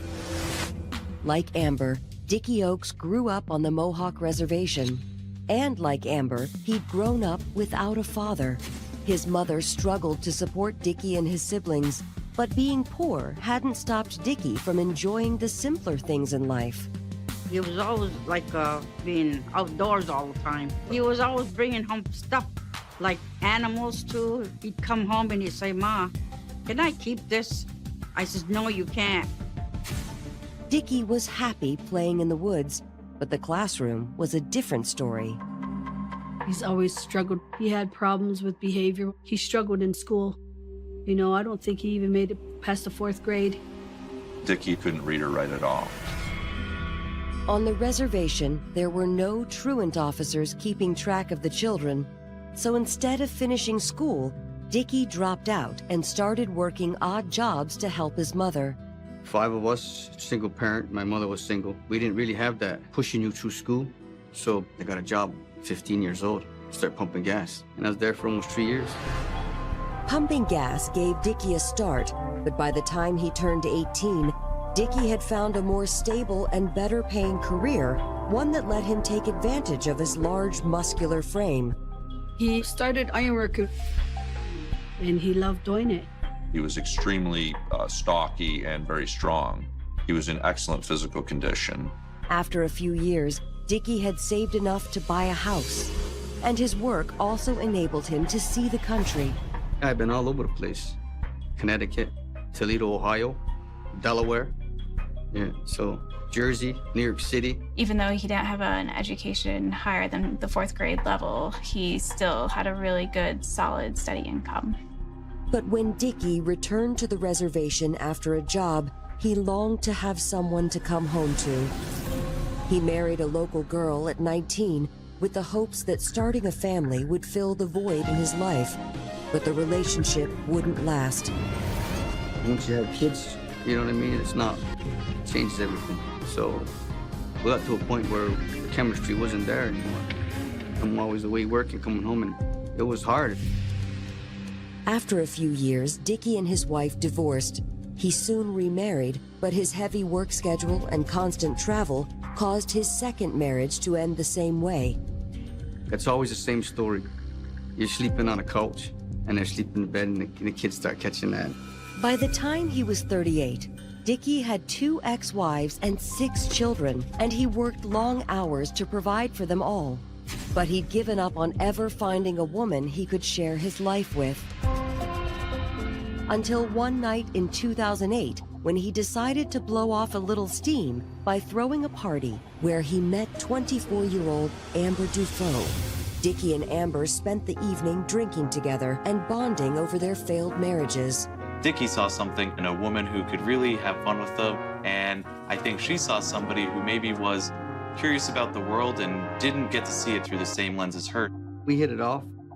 I cared for her, you know what I mean? By the end of the night, it was clear to Amber that Dickie was someone she could trust. So she opened up about just how bad things had gotten since her divorce. She was evicted or getting evicted from the Latrace apartments, and they were living in the car. The situation she was in, I mean, I just couldn't believe it. She got 2 kids. They wouldn't have an apartment. Eager to help out however he could, Dickie made Amber an offer she couldn't believe. I'm single, and she's going through problems with her side and dealing with whatever else, you know, with the kids, with her kids. And I brought her in to move upstairs. It's a 2-bedroom apartment on top of the garage. Amber was stunned by Dickie's generosity, and it wasn't long after she and her children moved in that Amber decided to show him her appreciation. After years of hard work and unhappy marriages, Dickie had finally found someone he could not only connect with, but help and care for. They were always together, and they always had the boys with them. He would, you know, they were always home. My brother really loved her. And being with Dickie made Amber feel safe and loved in a way she'd never felt before. She saw in him strength and someone who could take care of her and protect her. They just cared for each other, taking care of each other, and loving each other to the point where the relationship was serious, and to the point where he trusted her with everything. All she would talk about was how in love she was. That right there told me, like, okay, this guy has something. Over the course of just a few weeks, Dickie and Amber's relationship had given them both a second chance at happiness. But no one could have known that it was all about to go up in smoke. Coming up, a deadly house fire is revealed to have had sinister origins. He was shot in the head, and then his killer lit his house on fire. And a possible motive is uncovered when police expose a scandalous secret. When investigators had begun to look into his history, they found something pretty ugly.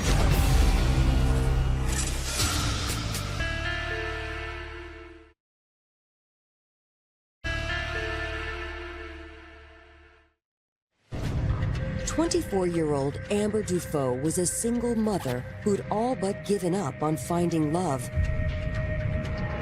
until she met a strong and handsome ironworker named Dickie Oakes. Dickie had provided Amber with the affection and security she needed. They felt pretty hard for each other, and ever since they met, they were pretty much inseparable. She felt comfortable around me, felt happy when she was around me. But while the couple were basking in the glow of their new romance, police in their small reservation were in the middle of investigating a disturbing crime. In the early morning hours of September 3rd, police were called to the scene of a house fire. Inside, they found the charred body of a middle-aged man. They found a male who had been shot twice in the head. Police weren't surprised to discover that the body belonged to the home's owner, 44-year-old Thomas Hathaway, a well-known and respected local artist and musician. He was very intelligent, compassionate, and I feel he had a lot of patience, and he cared about people. He wanted everybody to be treated equally. Thomas hardly seemed like the kind of man anyone would want to kill. Was it possible he'd been the victim of a home invasion robbery gone wrong? Or had the motive been more personal? To find out, police began the painstaking task of sifting through the burned rubble of the house, looking for clues. The fire did an extensive amount of damage and really destroyed a lot of the physical evidence that may have aided police in this case. After police had surveyed the area, they really hadn't found much except for a victim. Their efforts paid off when they recovered 2 spent shell casings that they believed had been used in the shooting. They were able to identify the firearm involved as a .380. Arson investigators also found traces of gasoline in the area that had been the bedroom. It looked like whoever committed the murder had crept into the house and shot Thomas Hathaway while he slept, then burned the house down in an attempt to destroy the evidence. Investigators determined that the arson began when someone poured accelerant on top of a blanket, set it ablaze, and then threw the blanket into the bedroom where the victim was. Police now had a better picture of how the murder happened, but they still didn't know why Thomas had been killed. And as word of the grisly murder began to spread, detectives felt pressure from concerned residents to find some answers. But investigators seemed to catch a break the next morning when Thomas Hathaway's 2 adult sons returned to their father's home. They told investigators they lived at the house with their father. They hadn't been home last night when the fire broke out, but their aunt had called them with the horrible news. My aunt woke me up and told me that the house is on fire and I think something's wrong with Thomas, my dad. I was just shocked. Like, thought, I'm gonna wake up anytime soon here. Like I was in a nightmare, you know? Not only were they left without a father, but they were left homeless too because the fire destroyed their home. Thomas's sons seemed devastated by the news of their father's murder, but police knew that most homicide victims knew their attacker. And whoever killed Thomas had been able to enter the home without waking him, so they couldn't rule out his sons as potential suspects. The night before the fire happened, I was sleeping at my mom and her boyfriend's house. They did ask, hey, where were you? The sons' alibis checked out. Thomas's sons said they didn't know who could have wanted to kill their father, but then they revealed something startling. This hadn't been the first time Thomas was a victim of arson.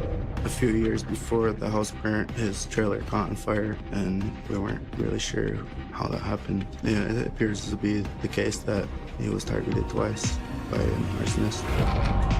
Authorities had never found any leads in the first arson case. Thomas's sons told detectives that their father had eventually chalked it up to a random act of vandalism. But in the light of this new house fire, detectives couldn't help but wonder, could the same arsonist that burned down Thomas's trailer 7 years earlier also be his killer? Hoping to find some answers, detectives dug a little further into Thomas's past.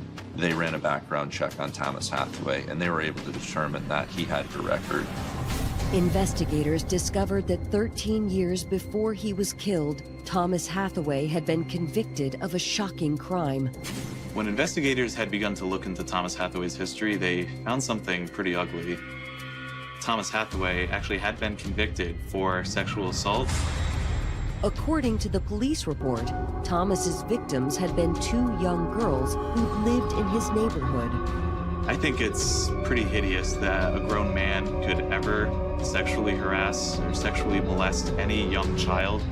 I mean, these girls were 4 years old. He did serve time for that and was documented as a sexual offender.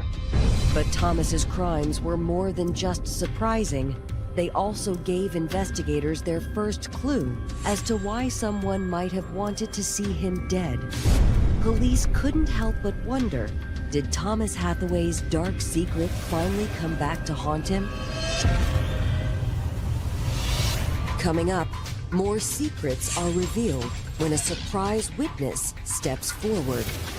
She'd been living with all this grief that she just could not continue to carry anymore.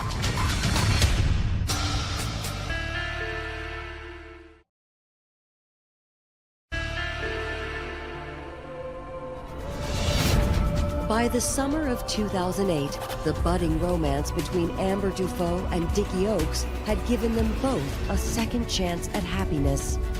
After years of struggling to overcome the pain and suffering of her past, Amber knew she'd finally found a man she could trust.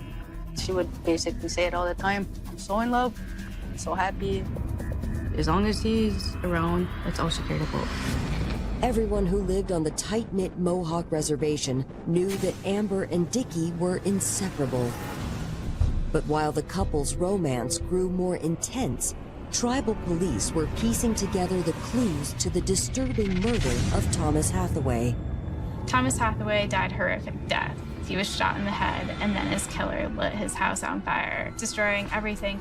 The fire had destroyed any evidence that might lead to the killer.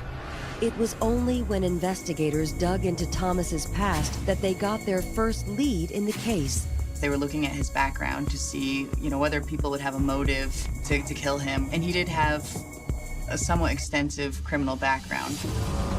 Thomas had been convicted of sexually assaulting 2 young sisters who lived near him at the time. Investigators realized that both victims would now be in their 20s, and a quick search of public records showed that they still lived on the reservation. Their names were Ashley and Amber Dufault. Amber and Ashley had admitted that Thomas Hathaway had sexually assaulted them from the ages of 4 to 11 years old. But did the sisters have anything to do with Thomas's murder? And if so, why had they waited so long to get their revenge? Police tracked down the twins, who agreed to come in for an interview. Amber and Ashley explained to detectives that Thomas had been a friend of their mother's who molested them since they were children. For years, they'd had to live with the horrible secret. Life got harder because it just felt like it was crashing down. Because Thomas Hathaway, he was a friend of the family. Our whole outlook on life changed because of betrayal. When the girls were 11, their mother found out about the abuse. As a result, Thomas had finally been arrested and wound up serving 6 years in prison. But once Thomas was released, the sisters, then teenagers, had little choice but to live in the same small town as their former abuser. And they told police the experience had been horrific. You're still going to run into the person at the grocery store. You're going to see them in your day-to-day life. It's just part of living in a small town. Amber and Ashley said they had eventually learned to live with Thomas Hathaway in their midst. And while the effects of his abuse still lingered, the sisters insisted they had both moved on. I had to do it for myself because there's so much anger and so much resentment. I just want to move on, right? But investigators weren't so sure. Had the twins really been able to put the emotionally scarring experience behind them? Or with the horror of having to face their abuser every day, had Amber and Ashley finally taken matters into their own hands? Amber and Ashley insisted that they'd never considered taking revenge on Thomas. Amber told officers that she was actually partying that night with her boyfriend at the time, Richard Dickie Oakes, her sister, and a mutual friend. And after a night of drinking, the twins claimed they were in no shape to drive home, much less commit murder. There was a lot of drinking. They were very, very much intoxicated. When investigators checked out their alibis with Dickie, he confirmed Amber and Ashley's story. And with no other suspects, the case seemed to grind to a halt. Over the next several weeks, investigators fielded dozens of calls from local residents with all kinds of wild theories about who might have killed Thomas. But none of the tips turned out to be more than gossip and speculation. Investigators ultimately followed hundreds of leads and hundreds of tips trying to find out who killed Tommy Hathaway, and they all resulted in a dead end. Until 2 months later, when detectives heard that there were new rumors circulating about the mysterious fire that destroyed Thomas's trailer back in 2001. According to some, it hadn't been a random act of vandalism, but the act of an angry teenage girl. Ashley, at 17 years old, had gone and burned down his trailer. If the rumors were true, that meant Ashley had been lying to police about taking revenge on her abuser. But was she lying to distance herself from a rash decision she'd made as a teenager 7 years ago? Or to cover up her motive for the recent murder? Before police had a chance to ask her, they got word that Ashley wanted to talk to them. On November 3rd, a visibly distraught Ashley 𝒊𝒍𝒆 came in for an interview. She told police that the past 3 months had been hard on her. Ashley said she'd been living with all this grief that she just could not continue to carry anymore. There were days where I was so weak, I couldn't control my body. Ashley confessed that in their first interview, she and Amber had been hiding how much they'd been affected by living in the same town as their abuser. She also revealed that whenever she and Amber saw Thomas around town, he actually taunted them about the abuse. But not only did the twin sisters have to endure years of childhood sexual abuse at the hands of Tommy Hathaway, after he got out, he continued to harass the girls. We tried moving on. A few times he showed up at the house and he'd like throw something in the yard. I was ready to move on with my life. There's something wrong with that, and like, what do I gotta do to get him to stop? What's he gonna do next, you know? Is he crazy? I had no idea. I was just tired of it. Ashley said that eventually she couldn't take it anymore and decided to take matters into her own hands. I was so angry one day. I just had enough.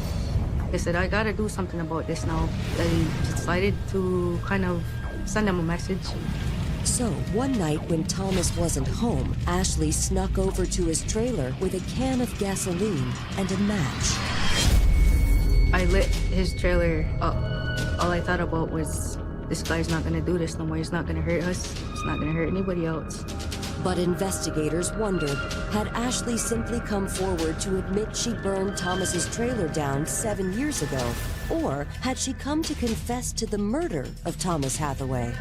Ashley insisted that she didn't have anything to do with Thomas's death, but she did know who the killer was.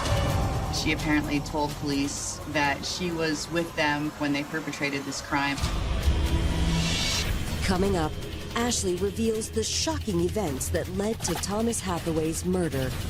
They decided to make a list of people who had wronged them.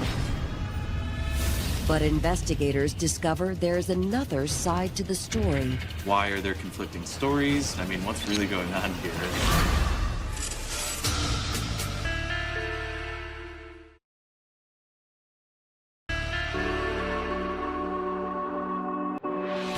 The passionate affair between 24-year-old Amber 𝒊𝒍𝒆 and 38-year-old Dickie Oakes was only a few weeks old. But for both lovers, it had already become an obsession.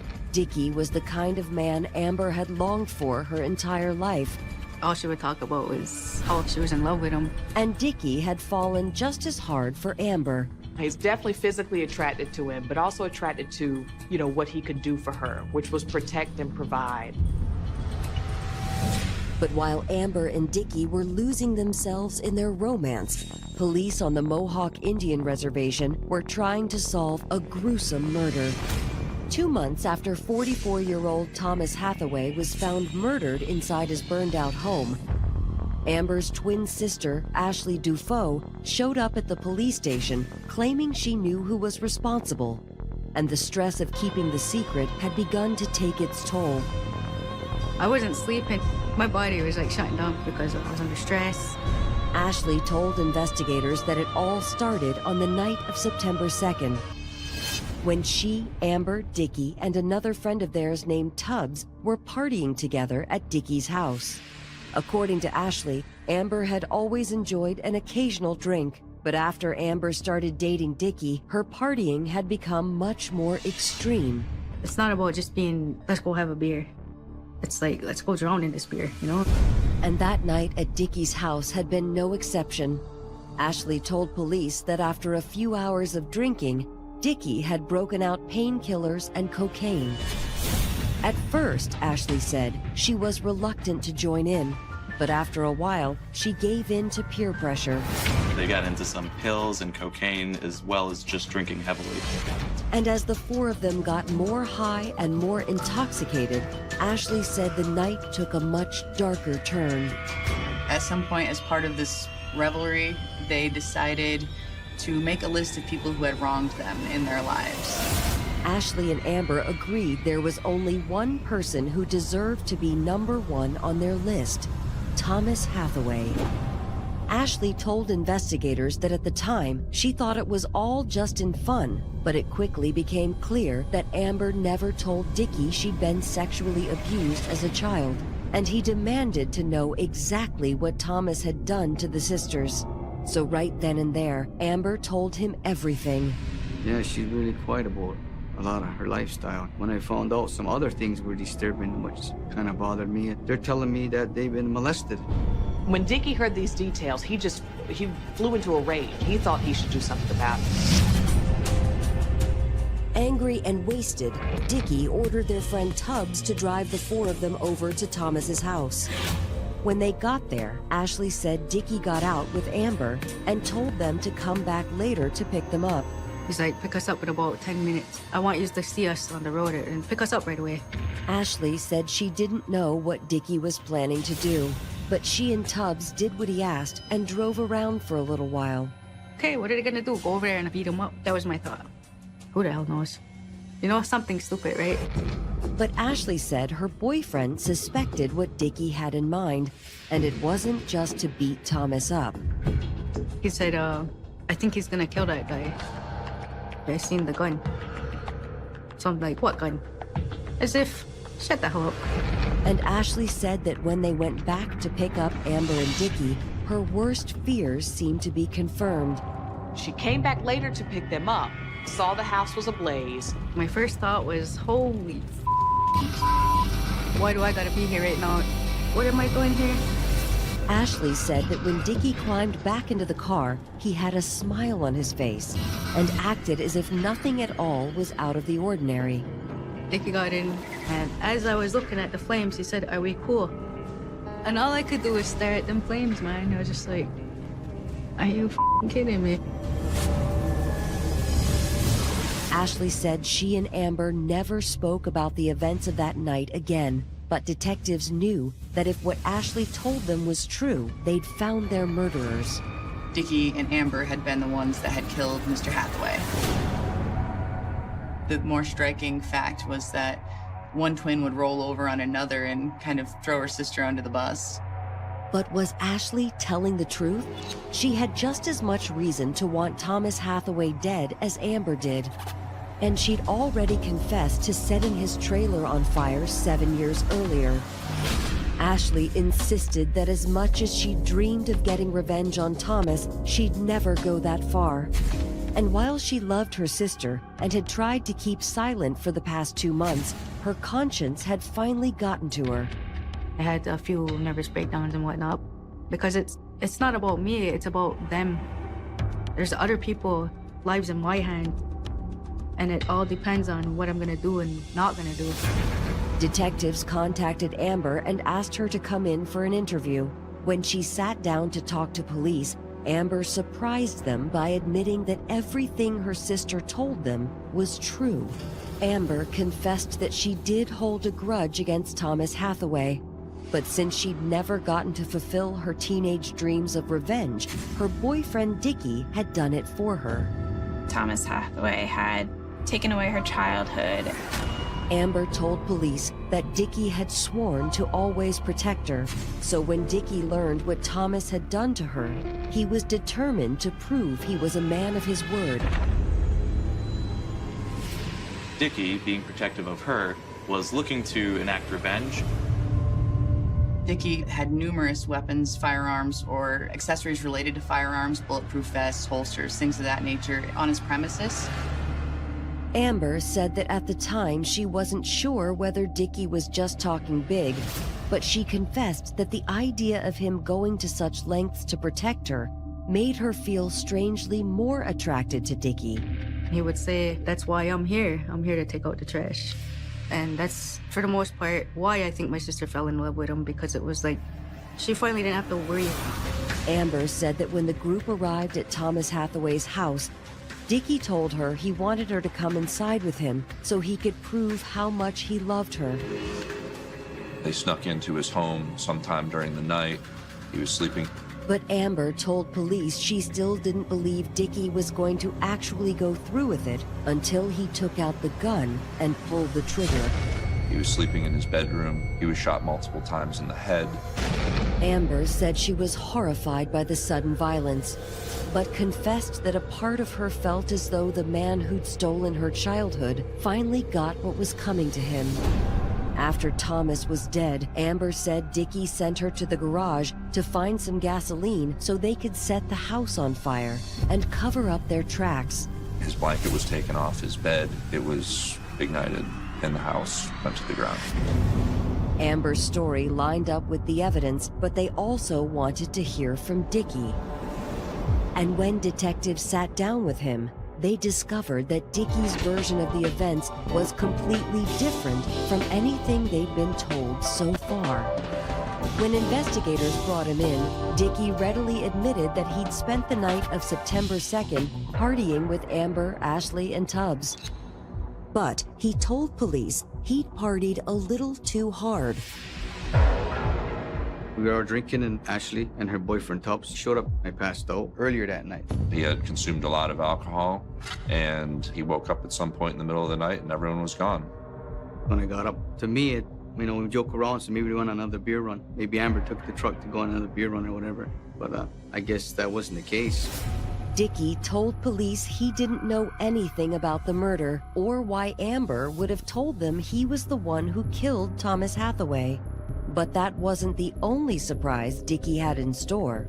He also said that despite what Amber claimed, he wasn't in love with her. Their relationship was little more than sex. Our relationship was kind of like back and forth because I'm single and she's dealing with whatever else, with the kids. And I brought her in to move upstairs. I didn't really know too much about her. Dickie didn't know her that well, and not well enough to kill somebody for her. Was it possible Dickie was telling the truth? Was Amber just a casual lover? Or was he lying to pin the murder on her? Why are there conflicting stories? I mean, what's really going on here? Coming up, Dickie and Amber are charged with first-degree murder. But before their trials can begin, there is another twist yet to come. It was appalling. I was just dumbfounded.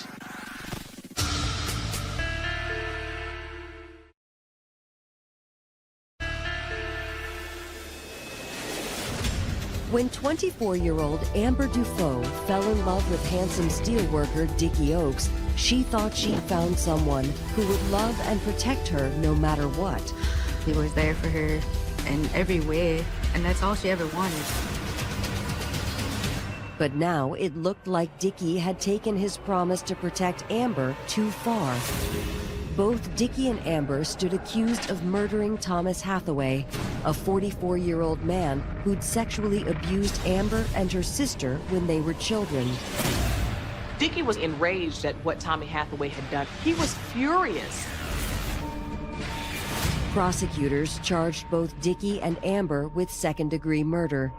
But just before Amber's trial was set to begin, they approached her with a deal. They knocked it down to a plea bargain where she got lesser charges of manslaughter and burglary, only if she agreed to spell out the sordid details in court. Since Amber had pinned the murder on her boyfriend in her police confession, everyone figured she'd take the deal. But in a pretrial hearing, Amber surprised everyone by taking the blame for the murder herself. She admitted facts under oath to the court that she was the trigger person. Amber told the judge that she was the one who'd been lying to police. Dickie was telling the truth. It was all her, it was all her, it wasn't Dickie, he has nothing to do with this. Amber said she'd lied to protect herself, but after spending months behind bars, she decided to come clean and keep Dickie from going to jail for a crime she claimed he didn't commit. Who fired the shot? She was in a rage, just shouting, you know, I did it. Don't blame Dickie, don't blame him. It was all me. Prosecutors believed Amber's surprise confession had more to do with protecting Dickie than it did with telling the truth, a belief shared by Amber's sister, Ashley. She was obligated because he did this for her. That's like even more romantic for her. Amber's change in story seemed like the perfect opportunity for Dickie's defense team to get their client acquitted at trial. But Dickie and his court-appointed attorneys made a move that surprised everyone. Dickie pled guilty to manslaughter and burglary. I thought he was duped. I thought he was pressured into pleading guilty. My lawyer goes, we're trying to make a plea agreement for you. I says, where's this coming from? He goes, if you don't take this deal that we're offering today, we're charging you with conspiracy of murder with 2 life sentences. For their roles in the crime, Dickie Oakes was sentenced to 25 years in prison, while Amber Dufault was sentenced to 20 years at a women's correctional facility. But even with Dickie and Amber behind bars, the twists in this case weren't over. A year and a half after she was incarcerated, Amber made a shocking announcement. Amber had become pregnant while incarcerated. She had been incarcerated for 18 months. It really was kind of a mystery as to how she became impregnated. How had an inmate in a women's prison become pregnant? Amber offered her own shocking explanation. Amber accused correctional officers of raping her. She said these 2 guards beat her up, they held her down, and raped her. And she told me that she got pregnant. Prison officials adamantly denied the accusations. 9 months later, Amber Dufault gave birth to a baby boy, and a blood test quickly confirmed the true father of the child. Through DNA testing, it was determined that Dickie was the father of Amber's baby. But a huge question still remained.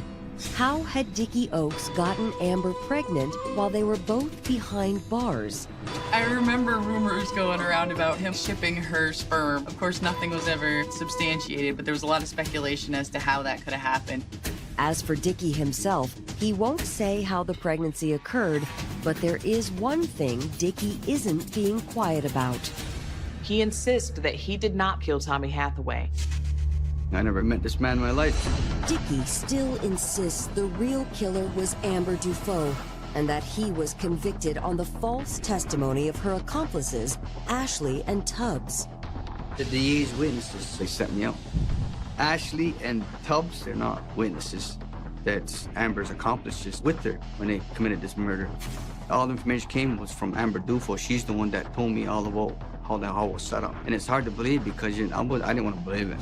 Had Dickie Oakes really been framed by 2 sisters trying to get away with murder? Or was he one half of a killer couple hell-bent on revenge? With all the lingering questions around Thomas Hathaway's murder, one thing was clear. The passion that had fueled Amber and Dickie's obsessive love affair had cost them both more than either could have ever imagined.